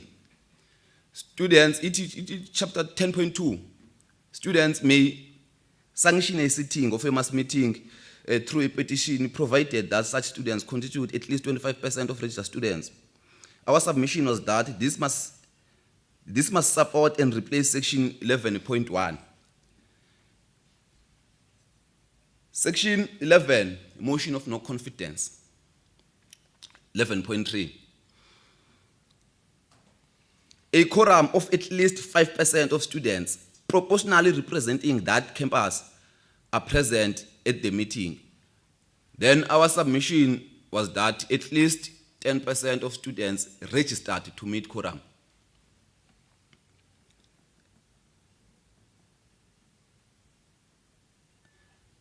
This is in addition, it's not there in the Constitution, but it was necessary, and it's also necessary for the ISGC tomorrow when we go on plenary that we deal with these things.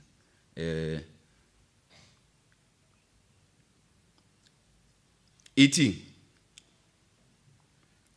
A mandatory seat occupied by that person that was backed by his or her political formation must be allowed to recall there. That is the edition. 11.6.5.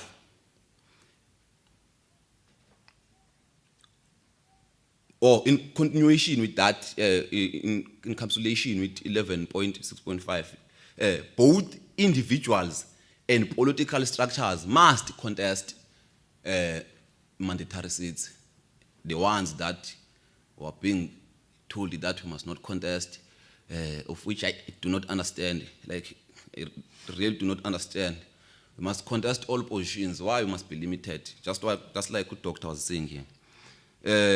Political structures must recall and replace their deployees. That was all there in 11.6.5. Then we go now on reshuffling. The campus SRC and institutional SRC may be reshuffled, who were endorsed and backed by the political structure concerned, regardless of if they were directly voted for by the student masses. Why? Voters on campus primarily are not voting for the face but the logo of a political structure. 12, interim. This is edition. No. It's 12.3. Recognized political structures, they must be equally represented in an interim. In the event the Src elections could not take place. So basically we are saying when Src elections are not sitting, maybe for whatever reason, all structures must be represented in that interim with equal number. Then again in addition, because these are just submissions, we are only going tomorrow in plenary. In addition, Mtata campus on this, because the important part also in the constitution, this one of model of a constitution, is it hybrid or first past the post? The current constitution, this one, is hybrid. We made no submissions on that. I think it was maybe Funasbe alert to which model maybe is a 7. And moving on a policy. Moving on with another policy, disability policy, or members. Disability, 13.1, Uti 13.1, we are saying the university must employ qualified practitioner that will specifically deal with issues surrounding disability. That was 13.1. That was 13.1. But sorry, I made a mistake. No, it's been a long day. It must be before 13.1, it must be 6.1.1. Yeah, before 6.1.1. It university must provide resources that accommodate students with disabilities, e.g., computers, braille and lift to classes.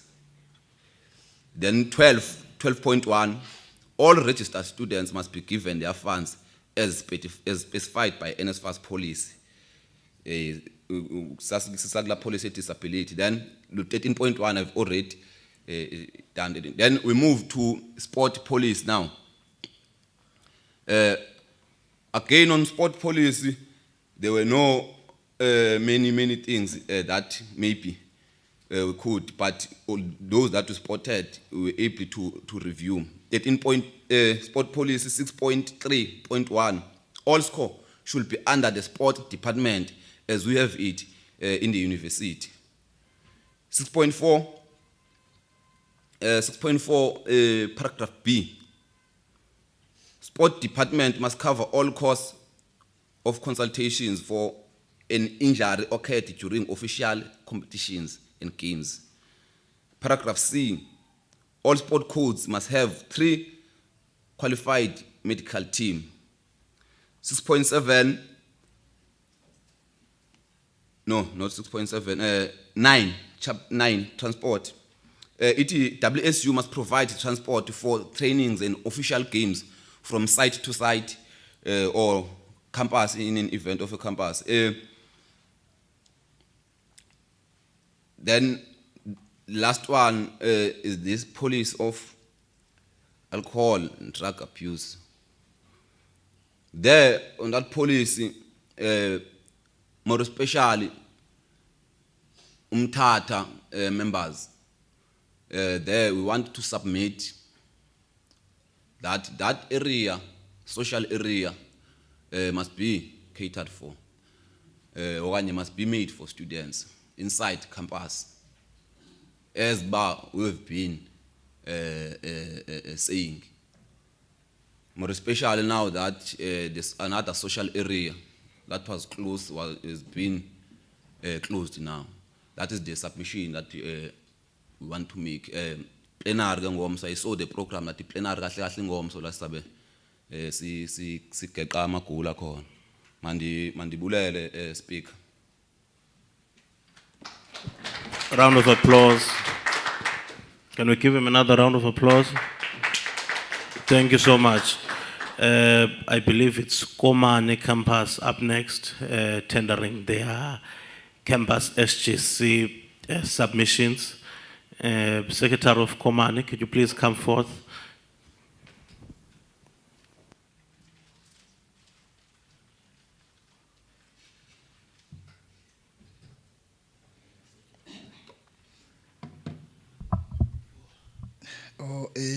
Thank you, Speaker. Thank you. Okay. Firstly, I would love to apologize to you, Deputy Speaker.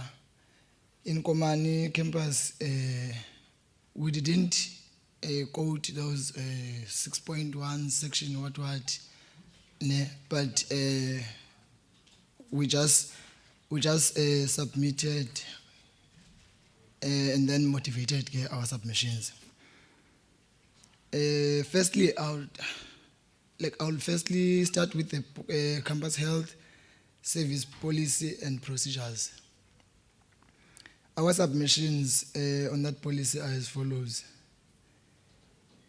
The first point says, ambulance must be accessible to every student, not to certain or by certain individuals in the campus. That's the first point under this policy.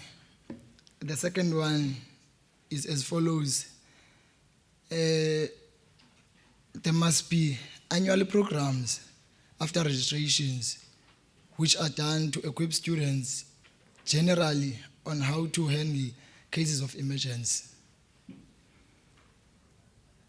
Third point is there must be availability of first aid kit in each and every block in the campus.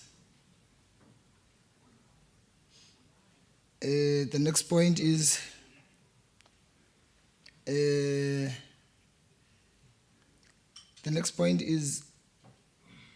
we ask to have our own transport on campus at all given times for the cases of emergency. Because what we've noticed is that we struggled as Ecomani many times whenever we have a student who is injured or who needs to be taken to the places of health. We always struggle because at Komani we have an issue or a crisis of geographical barrier or demarcation. Our residencies we don't have on-camp residencies. That's the main issue that we have as Komani campus. So our residencies are scattered, and most of them, they are not closer to the campus. When you want to get into the campus, you have to take a bus. We have buses. We have to take a bus for about 35 kilometers away from the residencies to the campus here. So hence we submitted that at least we must have a transport which will be on the campus at all given times for cases of emergency and for anything that needs a student to be transported. The next point is as follows. Nurses must not be on one consultant room when you're going to clinic, because we have a crisis as well on clinics. When you go there, you'll find that when you want to consult, uzofika kukhona maybe 2 or 3 nurses or on one consultant room. So hence we ask that at least nurses must be separated. They must not be in the same room for the sake of privacy. Yeah. The last point on this policy says students who got serious injured under the name of institution, that student must be paid or compensated for that injury. Because as students of WSU, we are being charged for ambulance levies, and even for that insurance of WSU, we are being charged for that. So we want to be insured actually. As the latter speaker has mentioned that sometimes you can get injured on freshers game, just make an example, or on just residence games.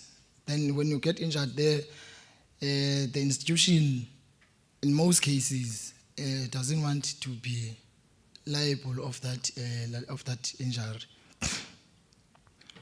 Moving to the next policy. The next policy is infection control policy. We made our submissions even on this one. The first point is as follows. There must be a provision of sanitizers. The provision of sanitizers must be continued done. It must be always available. Sanitizers must be always available on campus. As we one of the institutions that still recognized as the universities that still adheres to the COVID regulations, just in case the COVID may come back. So those sanitizers and sepsi for hygienic purposes must be available at all given times on campus. The next point, the next submission is as follows. There must be awareness programs at least once a semester on residencies, which will come up with professional doctors to equip and inform students about infection and diseases and how do they transmit it.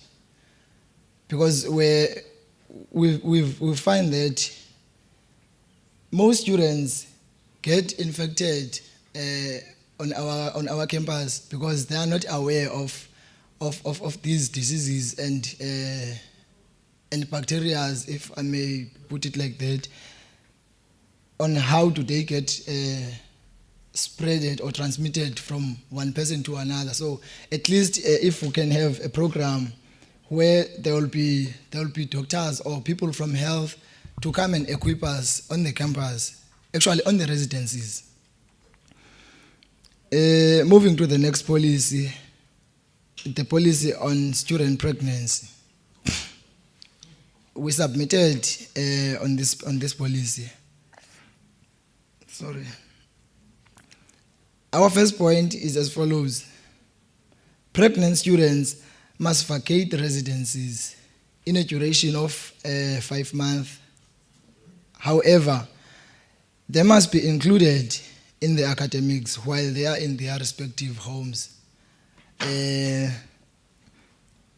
By organizing online sessions or lectures, so that they can get access on education whilst they are in their homes.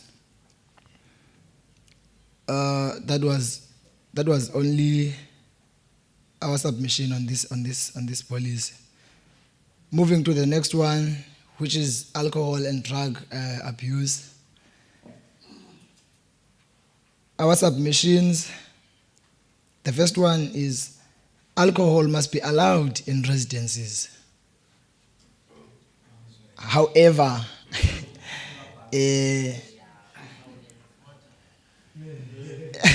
alcohol, Speaker. Thank you, Speaker. Alcohol must be allowed in residencies. However, there must be robust.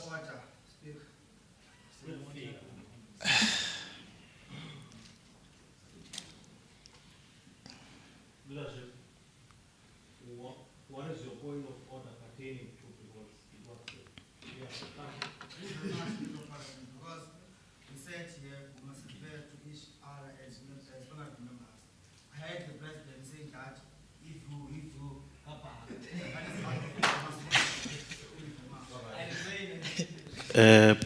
the reason we did not, as the House, we did not hear that because President did not raise his hand. You to remember that we are a House of Order that follows rules and set regulations. So both of you are out of order. One for speaking whilst a speaker is on the floor, showing gross disrespect for this House. Thank you so much. You may continue, my leader. Alcohol in residences. Oh, okay. Thank you, Speaker. As I was saying, alcohol must be allowed in residencies. However, there must be robust measures to be taken against to whoever breaks any equipment during that session of consumption of that liquor. The next point, there must be a site where students who are partaking in liquor must go to during the consumption, same as for those who are smoking in residencies. Because you'll find there's a sticker or a logo there to show that if you want to smoke, you must go to this site. So that thing must be the same, even on alcohol. There must be a site where, if you want to consume your liquor or your noble waters, you can go to that site. Okay, moving to the next policy, which is pharmaceutical policy. Our submission is one, even on this one. Medication must not be limited. It must be ordered. It must be ordered in numbers or bulks and vary as per their functions. Because on our campus, which is Komani, we have a crisis there. You would find that a student is sick or is in need of any medication. Then when she or he goes to the clinic, let's say he goes to the clinic on Monday, and then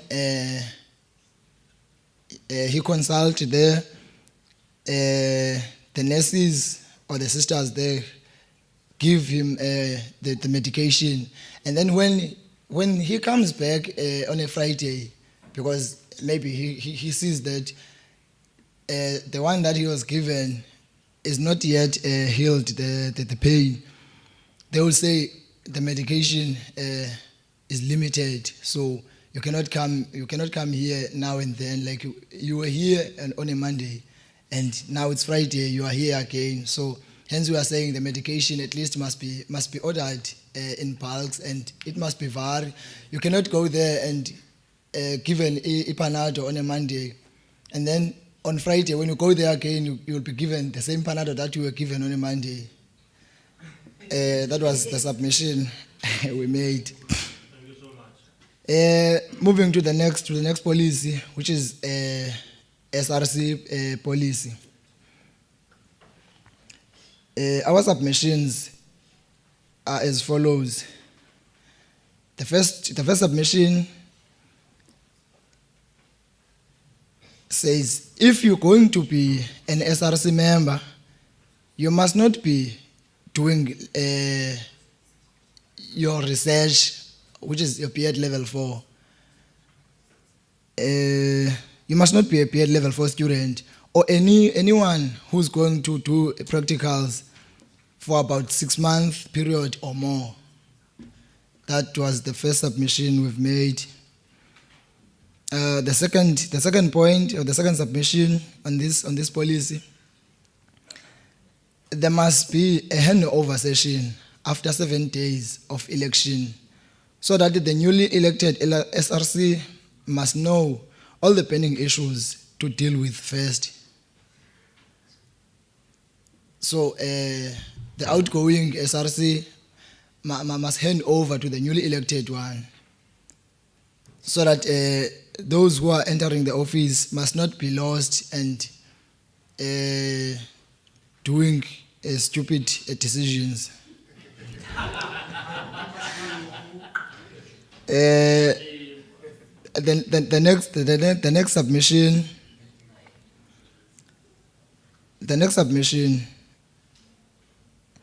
a vote of no confidence must only apply to the mandatory seats by the organization that deployed that particular individual only.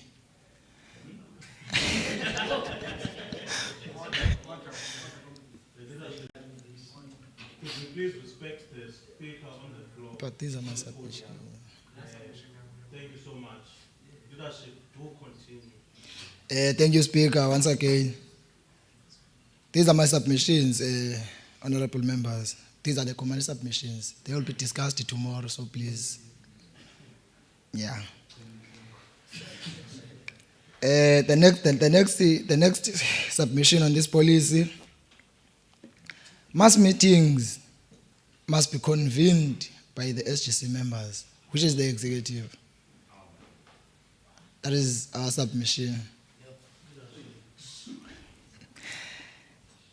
The last one on this policy,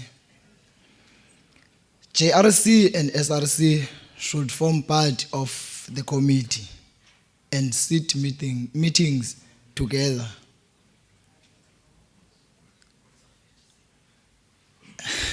Seemingly, honorable members, they want me to repeat this one. JRC and SRC should form part of the committee and sit meetings together. They will be discussed tomorrow, Speaker. Come with that question tomorrow, please.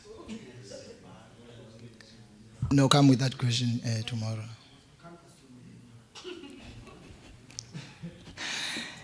Moving to the last policy that we reviewed and we made submissions on, the residence policy. Before I learn, Speaker,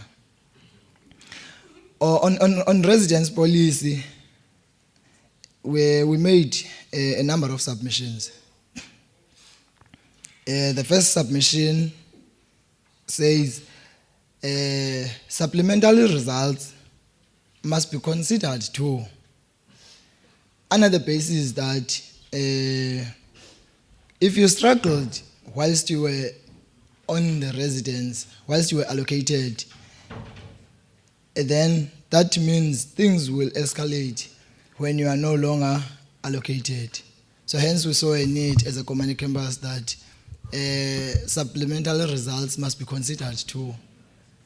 Because if you go to the residence policy, there is a clause which says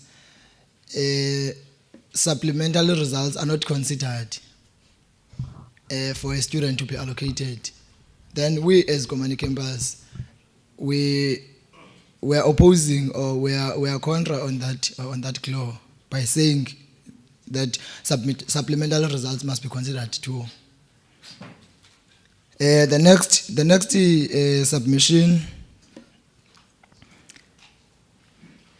self-funded student must pay 25% of their loan quarterly if one needs to be allocated. Let me repeat this one. Let me repeat this one. This is the second submission on this resident policy. It says self-funded student must pay 25% of their loan or debt quarterly if that student needs to be allocated.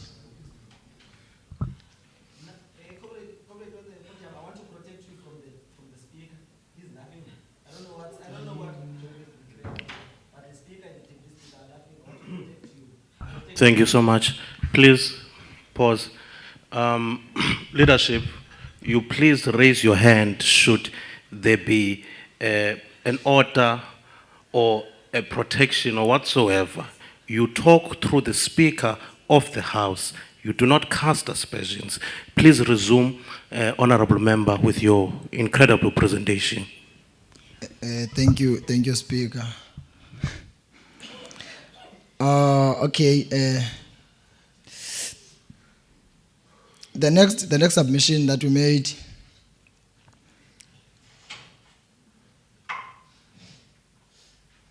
Okay, the next submission is as follows. Duration for students to claim their spaces must be at least 7 days. We submitted this point because most of our students as WSU are from rural areas. So somehow they can find network problems. So hence we said the duration must be 7 days for a student to claim his or her space. The next submission, there should be a backup power in each student resident, e.g., a generator, a gas for e-Wi-Fi and e-lights, and also for cooking. So there must be a backup system, at least for a time whereby a town Queenstown is going through a load sheddings. So there must be a backup system. The next submission, students who are writing supplementary must be allowed to go back to their previous residencies at the beginning of the year, whilst they are still not allocated. The next submission, landlords must respect students' privacy. The last one, Speaker. The last one, before I land. Speaker, the last one before I land. Every registered F10 should be allocated without consideration of their NCS results. These are the submissions that we made as common campus. Oh, okay. The last one says, every registered F10 should be allocated without consideration of their NSC results. Yeah. These are the submissions that we made as a common campus. Thank you, Speaker.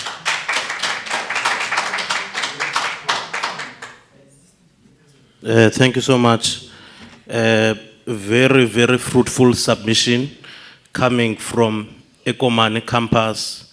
Very wonderful and very excellent presentation, all four of them. Kendava, alcohol must now be allowed in residences and such things, which are fruitful submissions, and even submissions from, yes, leadership, submissions from EBICA, SZT, the LGBTQI plus community must then be accommodated as per gender identification. And other fruitful submissions, such as opening a student pub in order to decrease the number of fatalities that happen to students in outside recreational activities. This is, sorry, I've not noted you, ne? As now I'm going to the next. Come with a point of order. Seda, come with a point of order. Sorry, I've recognized Comrade Seda. Please do come.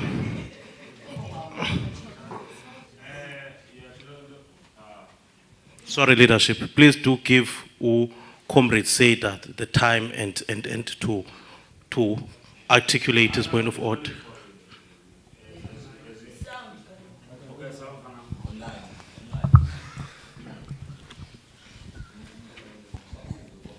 Enkosi Sihlalo, i-order yam iza straight kuwe ne. All right. Awukwazi ukuphatha imic kwimic phambi kwakho, you must be in order. Enkosi Speaker.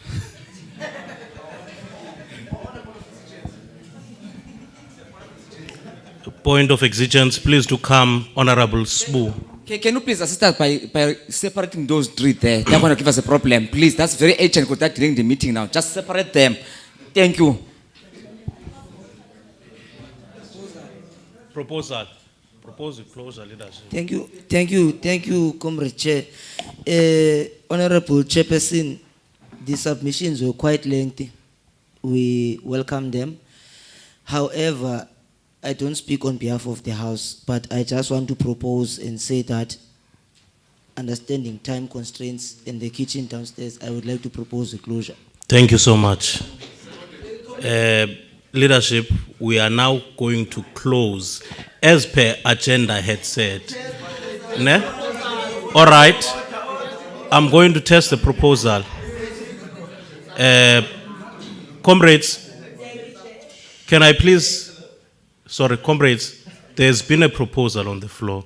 I do not expect you talking whilst there's been a proposal, and a proposal is being on a process of being tested. Thank you, Comrade Anati, then you come Pagachana, then you come Eric.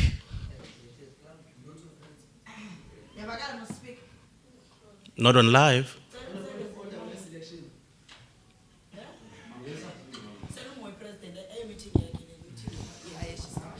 Thank you very much, Speaker. I second the proposal. Thank you so much. Seconded. Seconded. Thirded. Leadership, we are still live, my leader. Ne? Sorry. Yeah. Members, could you please, just for a moment, just to hear an announcement, then we can leave so that our students who are watching this live can also leave us. To the student community of Walter Sisulu University, this has been the gathering of the Institutional General Council, which seeks then to amend policies of the institution so that we can, as student leadership, have a policy position that speaks about students and that is for students, by students, and with students. Please join us tomorrow at 9. Sorry, wait, sorry. What's your order? Overruled. Thank you so much. Tomorrow, 9 a.m.